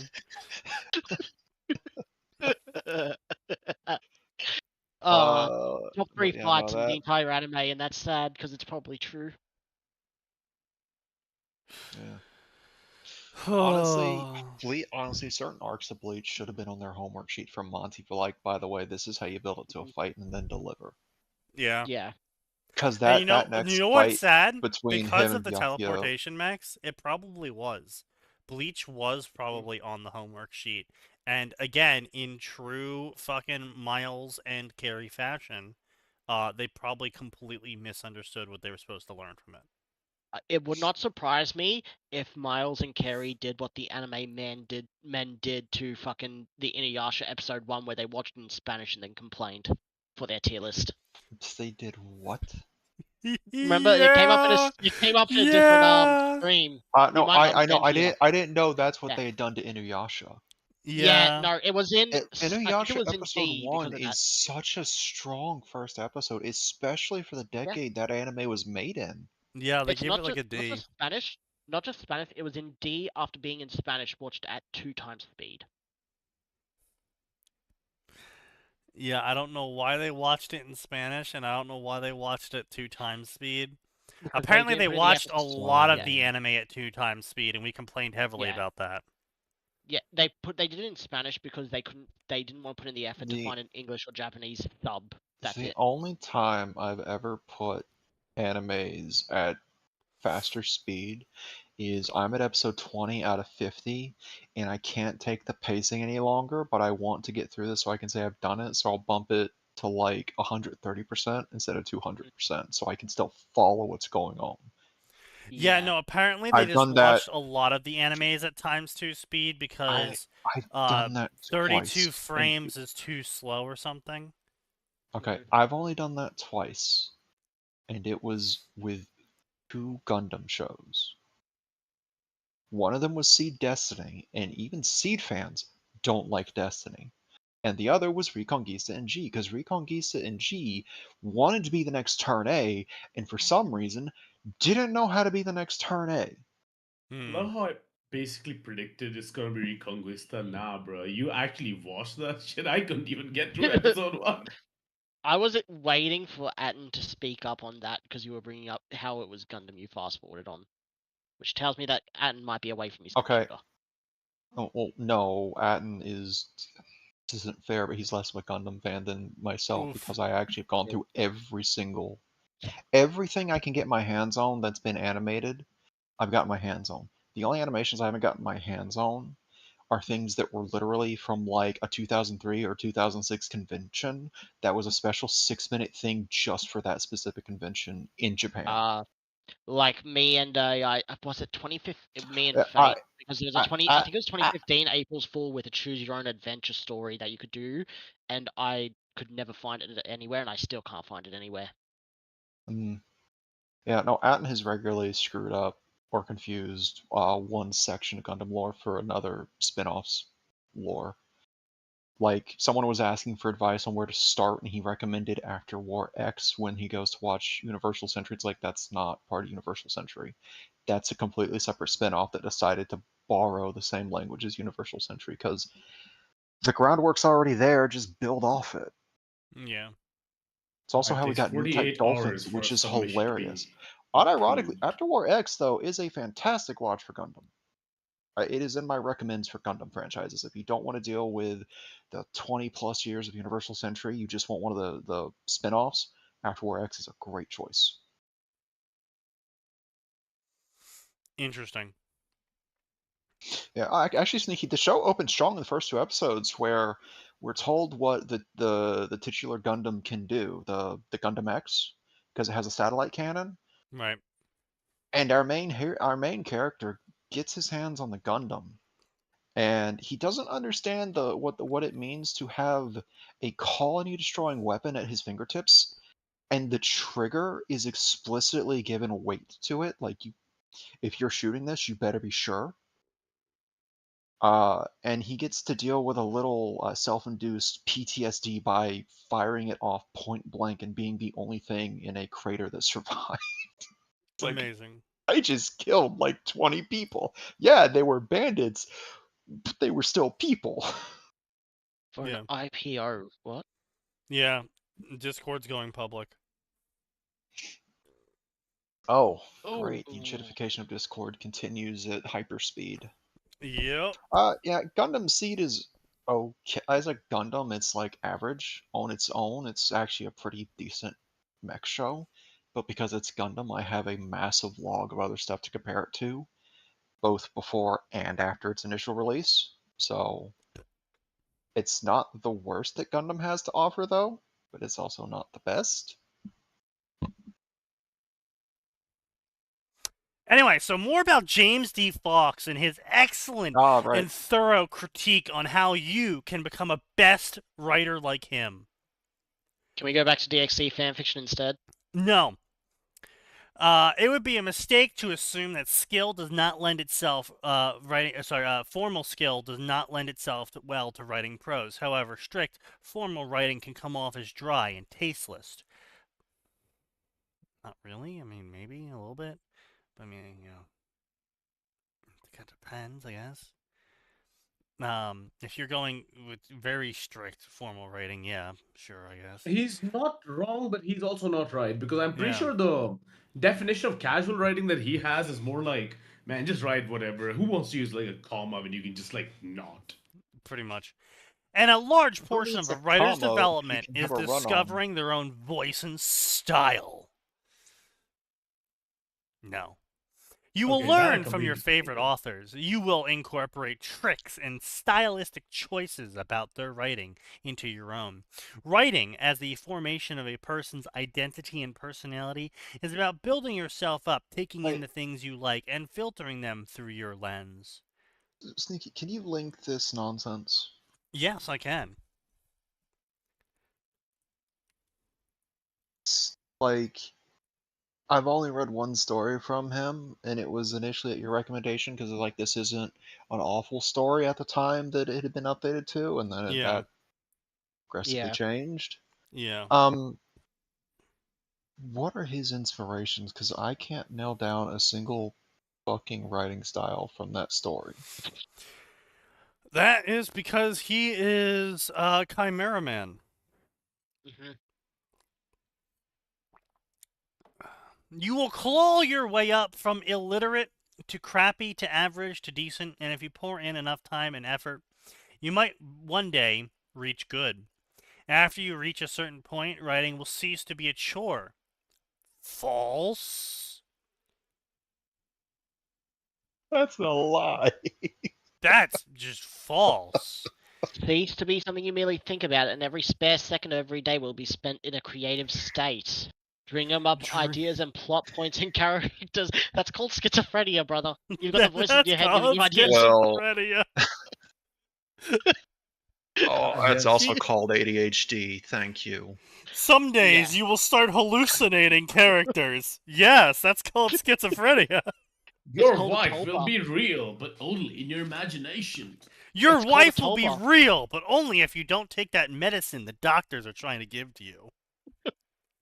The doctors are evil. They're part of the shadow gang. I really hate the last sentence he has on this particular paragraph. Congratulations! Once you start hallucinating, you have reached the level where you can be called a professional. No. When you get paid is when you reach the level of professional. I hate this so much. And legitimate. There is some exaggeration on the whole hallucinating thing, but like, if someone is willing to pay you, you are by definition a professional. Yep. I watched some guys be like, we're gonna judge some miniature painting things, and like we paid X amount of money for this, but I wouldn't call this professional. It's like the fact that you paid the person for this commission. Yeah. You paid for their service. You made if that was their first ever commission, you just by definition made them a professional, guys. Yeah. And what they gave you is still a lot better than the average war game player is able to produce with a paintbrush. Yeah. The less said about Nerdman, the better. The only credit I can give these particular YouTubers is that they're not native English speakers, so they may not quite understand the actual intricacies of the word professional. True. Unfortunately, a lot of modern day English speakers also no longer understand the intricacies of the word professional, and it's really annoying. True. The part where it's a profession is completely lost. Yeah, true. It's almost like words no longer have meaning.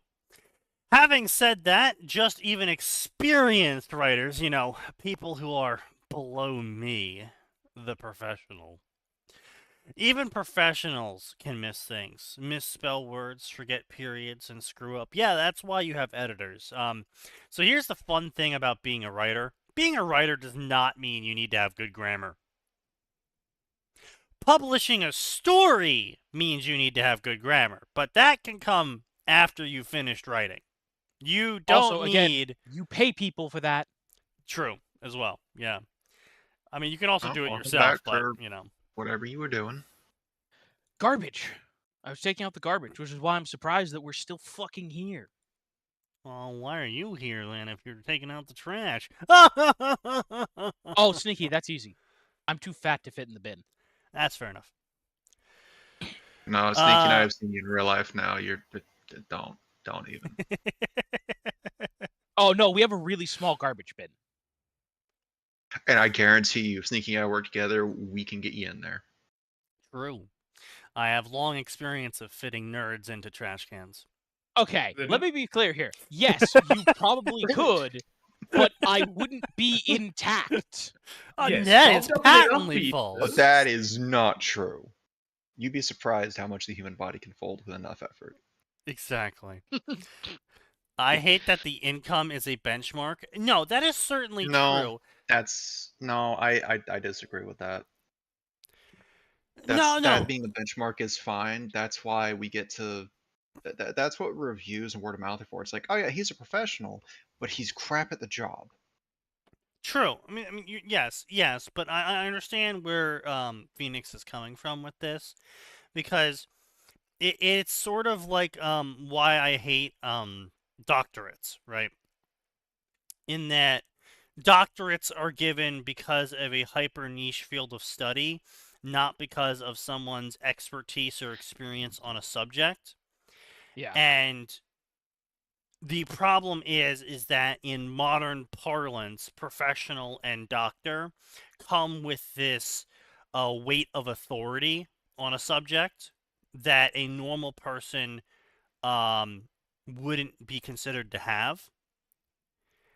But the person typically who has this doctorate or professional status usually doesn't deserve it because they actually aren't that good at the thing you are expecting them to be good at that gained them the title, right?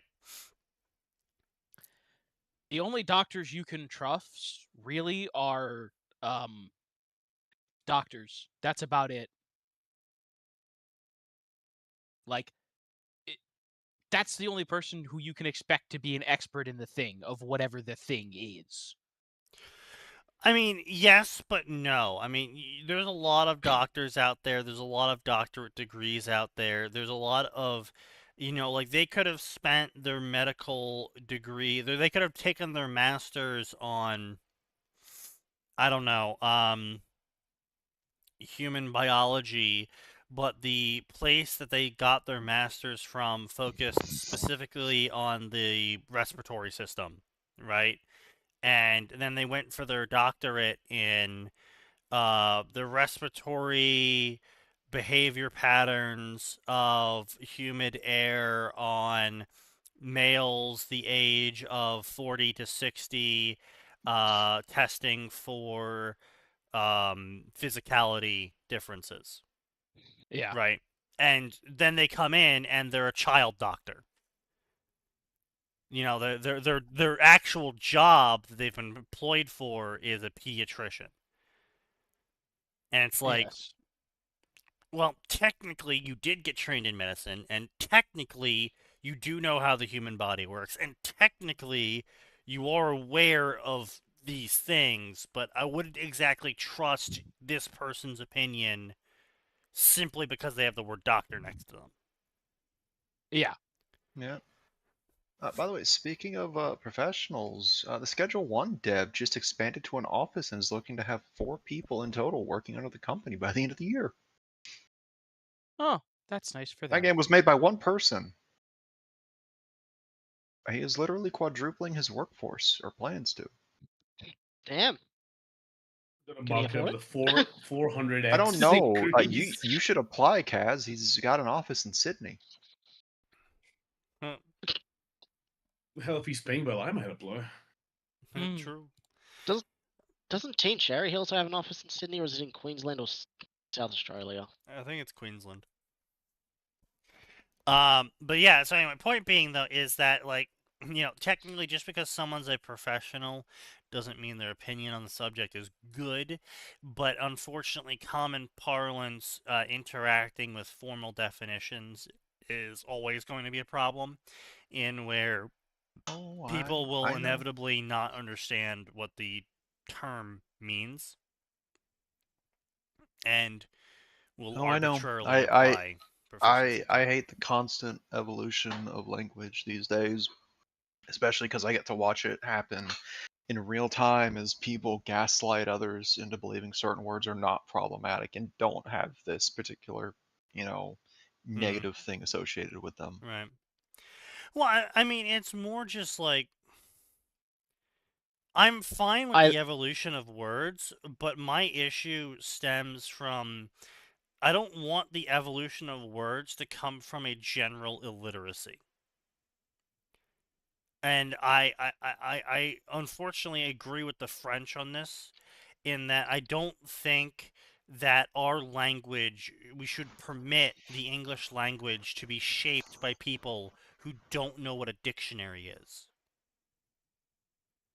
Like, the whole point of the creation of the dictionary was to set in stone the definition of words. Like, that was the point of a dictionary, was to provide a standard of definition for words to be used in communication.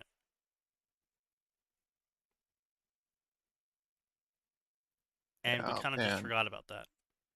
Well, that, and part of the issue is it's a mix of illiteracy and people knowing what it means, actively manipulating it to be something else.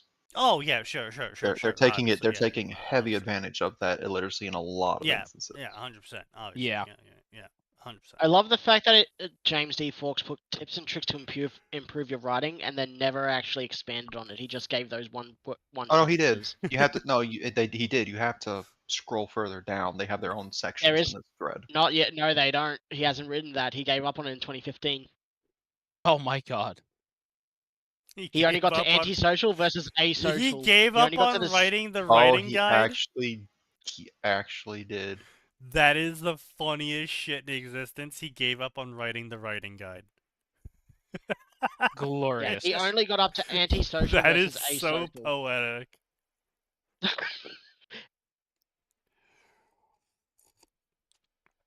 Oh god.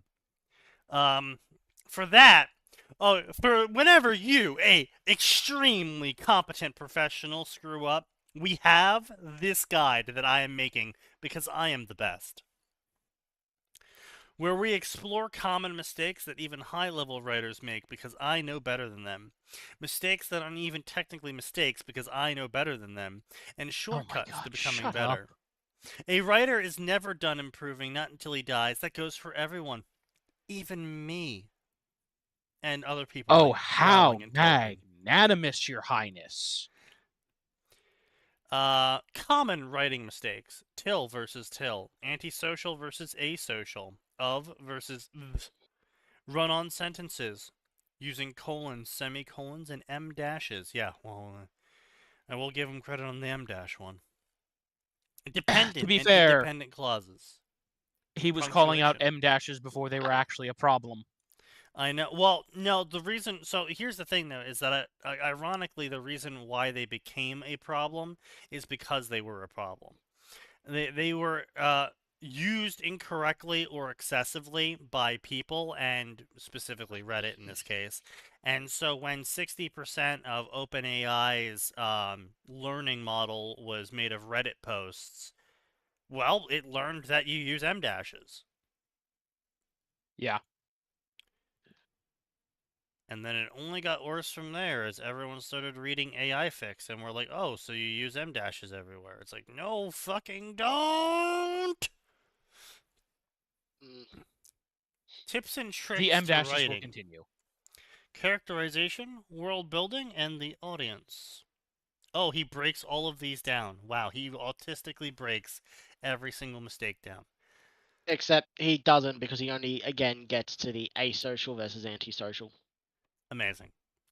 A common thing I see in writing is using till as a emphatic of until. Okay, yeah. How is the till being spelled here? T-I-L-L. Okay.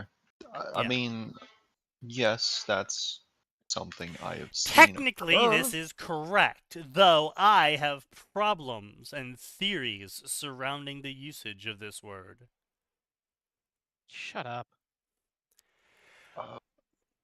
This is a matter of simple common cultural mistakes, enforcing a mistake until it becomes correct because I know English better than everyone else. I'll expand upon this in antisocial versus asocial.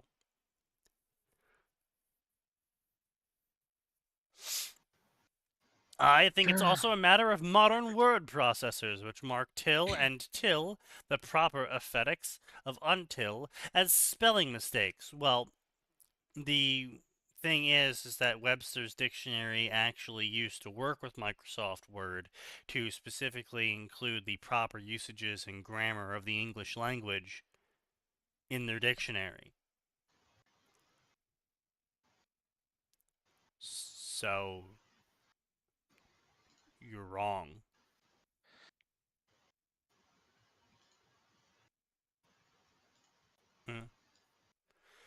I personally rely quite a bit on Microsoft Spell Check, and I've had the program in several non-standard terms, such as those from manga and anime, mark them as incorrect. Yes. No fucking shit that a term from a Japanese TV show is not going to be in the Microsoft English dictionary.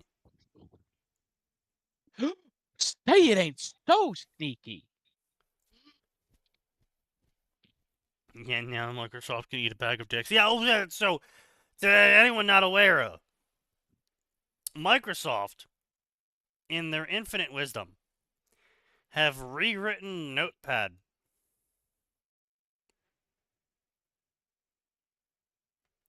Yep. They rewrote Notepad, the most reliable program ever. It just opens up and it just works. Not anymore. Not anymore. Now it has Copilot built into it. Notepad, that's right, Notepad has Copilot built into it. And now everything you paste into Notepad and Word files is copied by Copilot first and run through the Microsoft AI databank.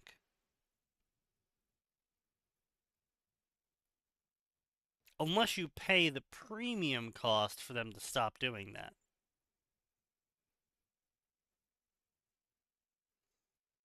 Per month. I see.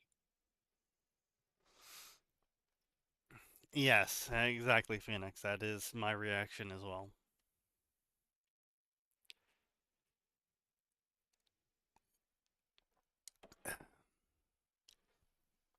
Strictly speaking, till, T-I-L-L, is a mistake.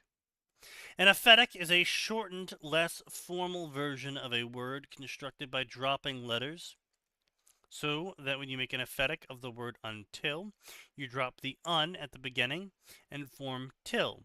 If you want to show that it's an emphatic of a word of, you would o or of, m for them, or n for and, you could use till. Just any other emphatic, consider what letters you're dropping from the original word, and then construct the emphatic from the remaining letters. As long as it's a single word, then it should be your guide on how to structure them. There are, on the other hand, other emphatics, although portmanteaus or compound words may be more apt descriptions. The technical term is reduction, for those unaware. For those kinds wherein you shorten and combine two or more words, gonna, wanna, you know, you're, there are very few ways to structure them improperly because they are not usually recognized as proper English. but without the apostrophes or single quotes, the way you would write them in or would look strange and out of place, and you should avoid them. Furthermore, using an emphatic of either kind should be avoided outside of character dialogue, although there are exceptions for stories written in the first-person perspective. Now, I will agree with him on that. There is a major problem that people seem to have where they are simply unable to keep shorthand slang words outside of the narrative. The narrative should never, almost never, be infected by slang. And it's only slang until everyone's using it. Then it's a normal word. Yeah. But if it's only a select group of people using it, then it's slang. Because elbow used to be slang. Then everyone was like, oh, actually, elbow is a pretty good word to use to describe the elbow area. So we're just going to make that a word instead of a slang word.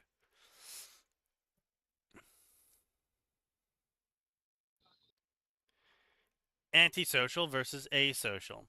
So this mistake is one that not only occurs in writing, but in everyday speech in here in America.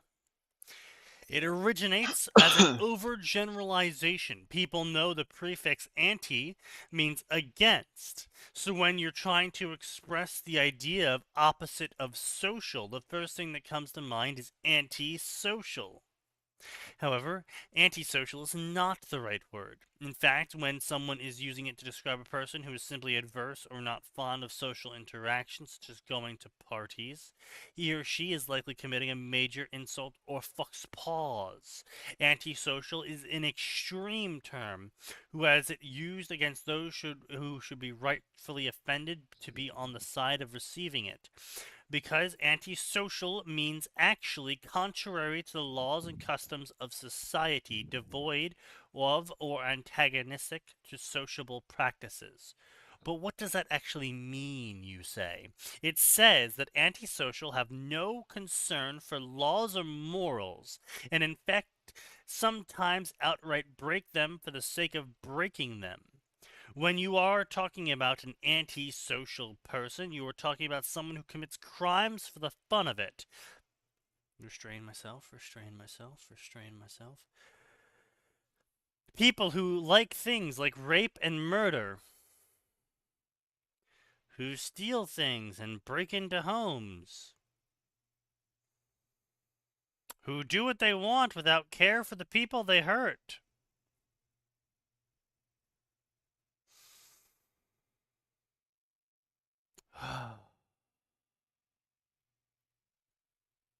Fair enough. In fact, antisocial is really used for a personality disorder. People with it tend to be extremely amoral and frequently neglect or outright violate other people.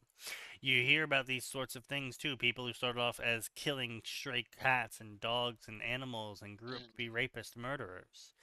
Simply put, antisocial may as well be a synonym for psychopathic. It's not a synonym, it's an additional descriptor. Psychopathic doesn't mean someone is antisocial, therefore we have a separate word for it to describe their behaviors that are not specifically outlined as psychopathic. Psychopathic behaviors are specifically outlined as asocial behaviors that do not prevent a person from socially involving themselves in things. This dude is really far up his own ass. May I ask, Sneaky, do we get Author Knows Nothing from James D. Fawkes? You do, in fact, get a free Author Knows Nothing from James D. Fawkes. I don't think I'm getting bingo, but I thought I'd ask anyways.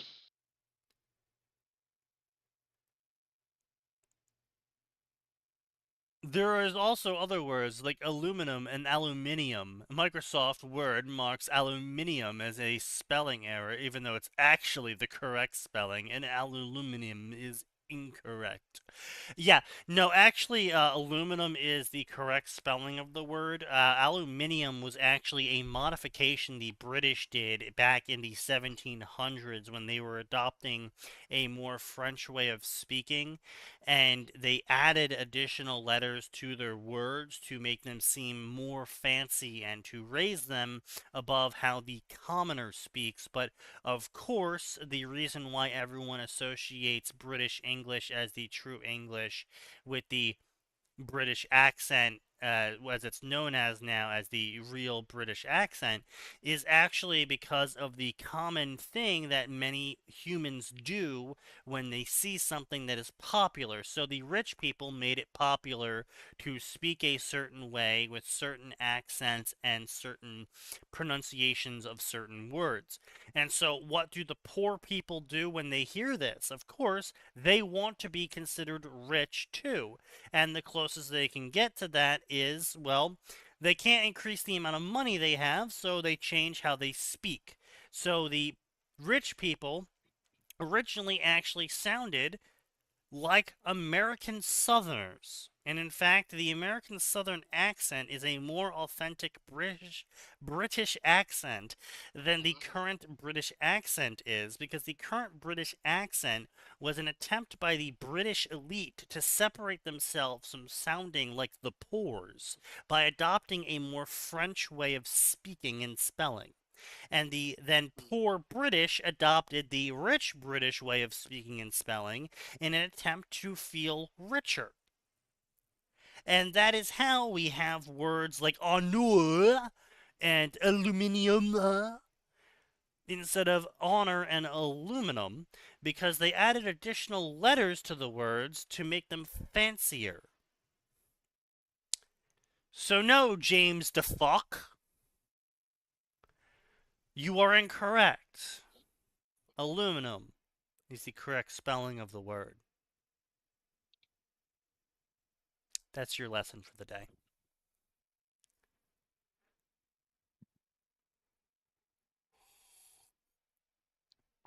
Unfortunately, he's too stupid to understand it. True! I also believe he's British, isn't he? I believe it came out as, or he's EU. He claims to be American. But I don't believe that with how he writes. He uses British dialect. No, I think he's an American. No, I think he's an American who is obsessed with Britain. So true. I think he's a British weeaboo. Why the hell would anyone want that? You know, there's all types out there. Wow, he joined 2012 and he hasn't posted a single damn thing. Yep. Does it tell you what countries he's from? Or at least he's signed in? This commenter is actually really funny. I've got to check on mobile because I'm not logged into Twitter on my Yeah, I'll check. United States. Says United States. I told you, yeah. Fuck, Sneaky's right. God damn. Yeah.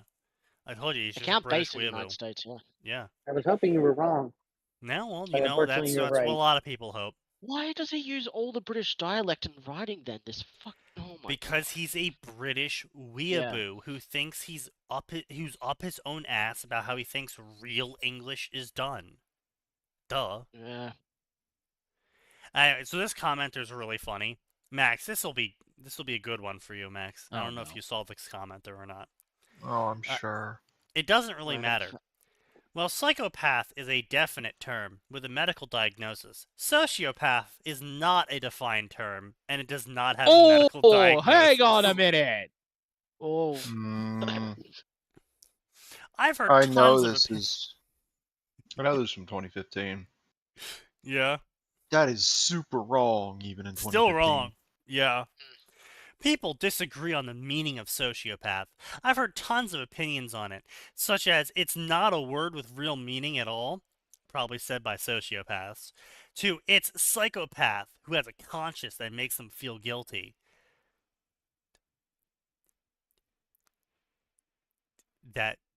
No, sociopaths don't feel guilty. The reason why psychopaths don't feel guilty is because they have logically they have done the logical domino mental calculations to not include you in the moral calculation of their mind. Well, sociopaths don't do moral calculation. Yeah.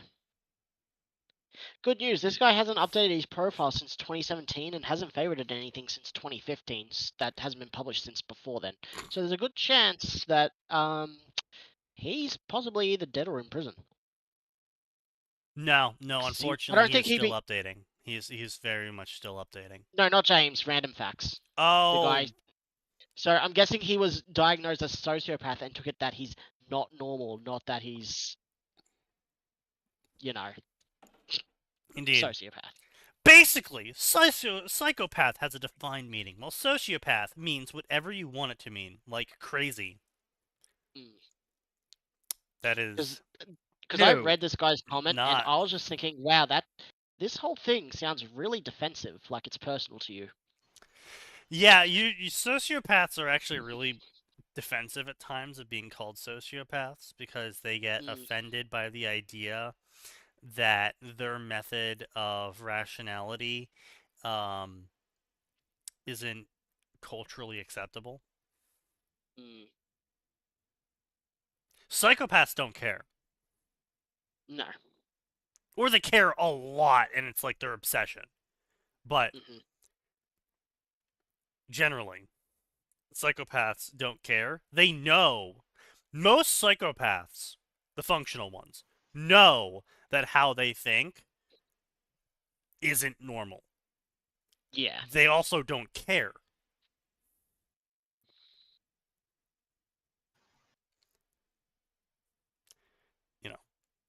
Sociopaths are just a giant pile of coke. Fight me.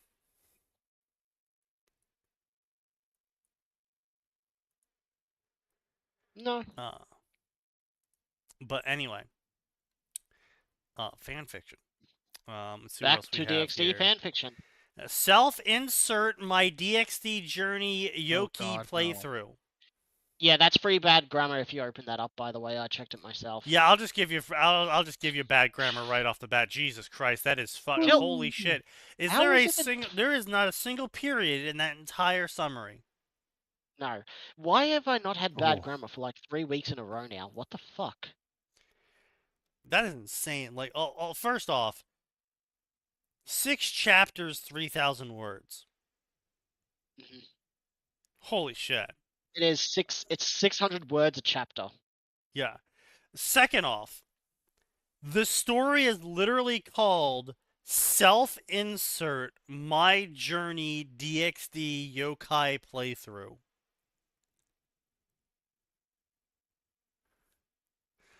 Like, goddamn. How did 7 people favorite this story? Returning readers from his other 4 fics. And then a challenge idea that 2 people have favorited and 3 have followed. I think we need to start having, like, kill satellites. Where if, like, you favorite the wrong story, a laser beam from space comes down and, like, burns a hole in your skull. Also, he supposedly has 3 reviews, but there's nothing for me, so I think those were bots. Can bots favorite? Yes. Review. Yeah. Yeah. No reviews. It says there's 3 though, but there's nothing when you click on it. Yeah, but those get hidden. Those are hidden now. Yeah. This is similar version to incorrect version of 2. My Naruto journey except DxD. I hope you enjoy Journey World. Side note, author note, I do not only write to DxD or any anime story. What I would do in World be yokai version. I'll do other version story later. Many racist and DxD. Was this written on fentanyl? See, this is actually part 1 about why you don't want to write while drunk or high or English second language. Because you don't want to accidentally say the reason why you're writing for DxD is because you're racist. What if he wanted to be honest and advertise, Sneaky? You know what, fair. Sneaky, this man's been writing in English since 2022 and hasn't gotten better. Well, then I think the space lasers need to pay his skull a visit.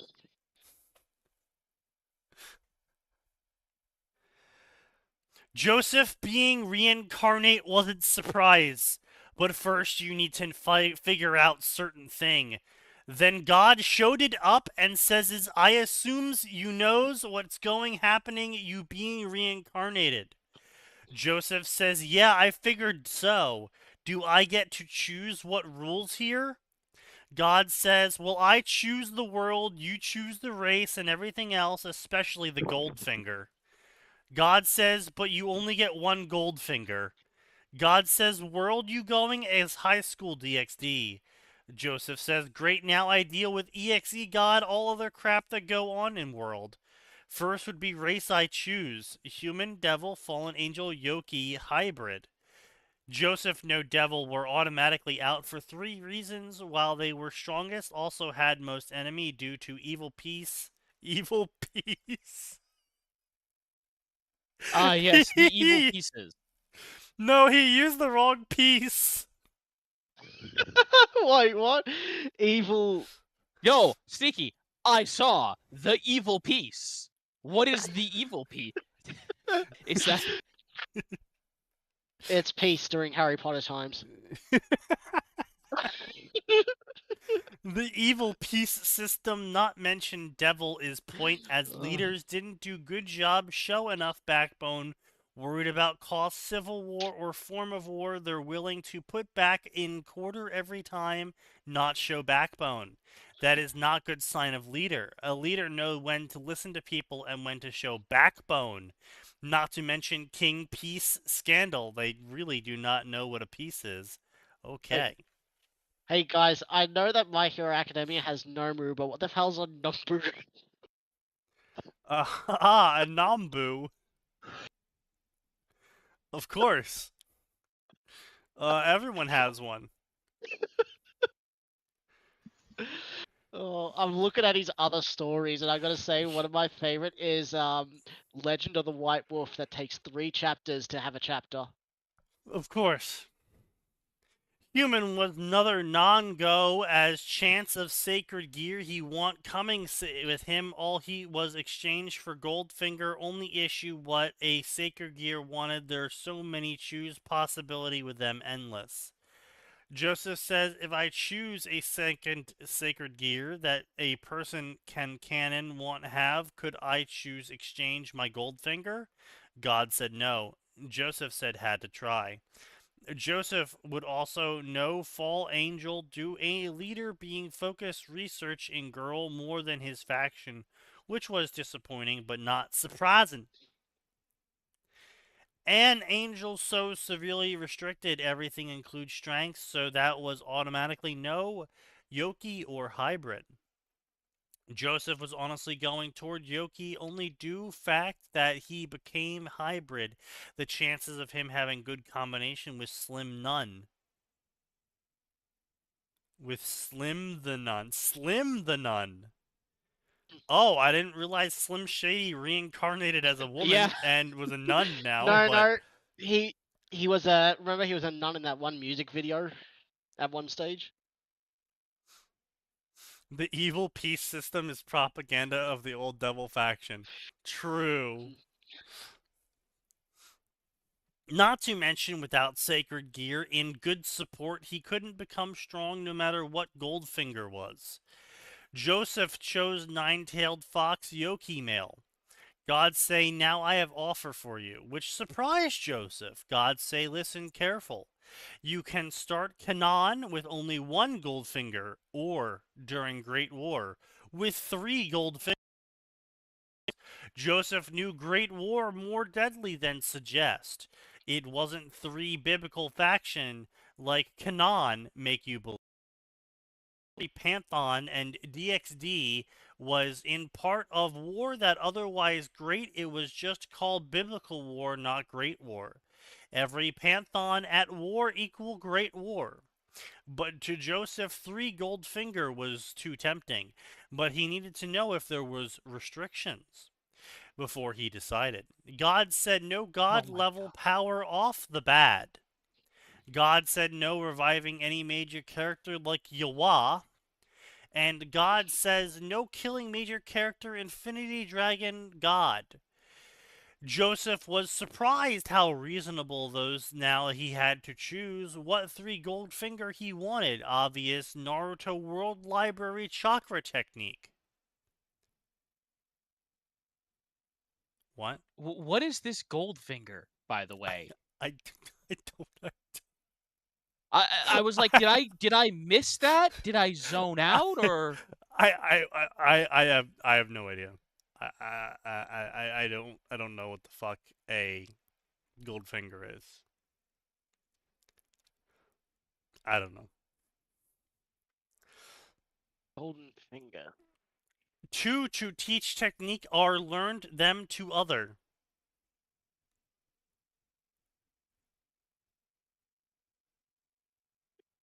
I think it's just a wish. I think the golden fingers is just a wish. A gold finger is a wushu concept. Oh.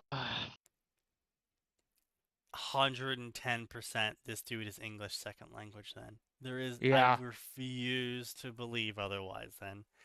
Probably like some sort of Southeast Asian type, like a Pinoy. In genre parlance, a golden finger is any extraordinary advantage the protagonist receives that catapults them ahead of their peers. Yeah, okay. It's gotta be some sort of Indonesian, Peruvian, like... Yeah. English second language, dude. God countered, I couldn't recreate ability that involve eyes like Hyuga Bloodline and Uchiha, which I didn't disagree. I still have to train. Wouldn't have automatically supreme mastery over abilities or techniques.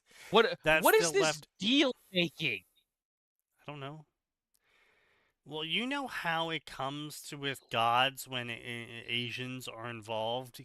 Gods are merely merchants that you can bicker and dispute with. How's this guy been favoriting and reading fics since like 2007, favoriting them or looking at old ones or reading for 4 years and still not have good English? We know it can. We know you can learn English. The Brazilians have pointed that. Well, I think the key issue here is that you have to actually think your English is wrong. Oh, yeah. Yeah. And a lot of people out there, much like writing, don't think they're doing anything wrong. Even when they see blatant examples that they're doing it wrong, they don't think they're doing it wrong. The website only shows 500 no matter what. How much does this guy actually have favorited? If I check mobile. It is impressive that you spent so long reading and writing and still can't form a coherent sentence.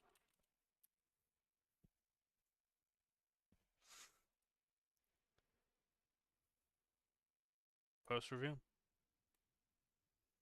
All right.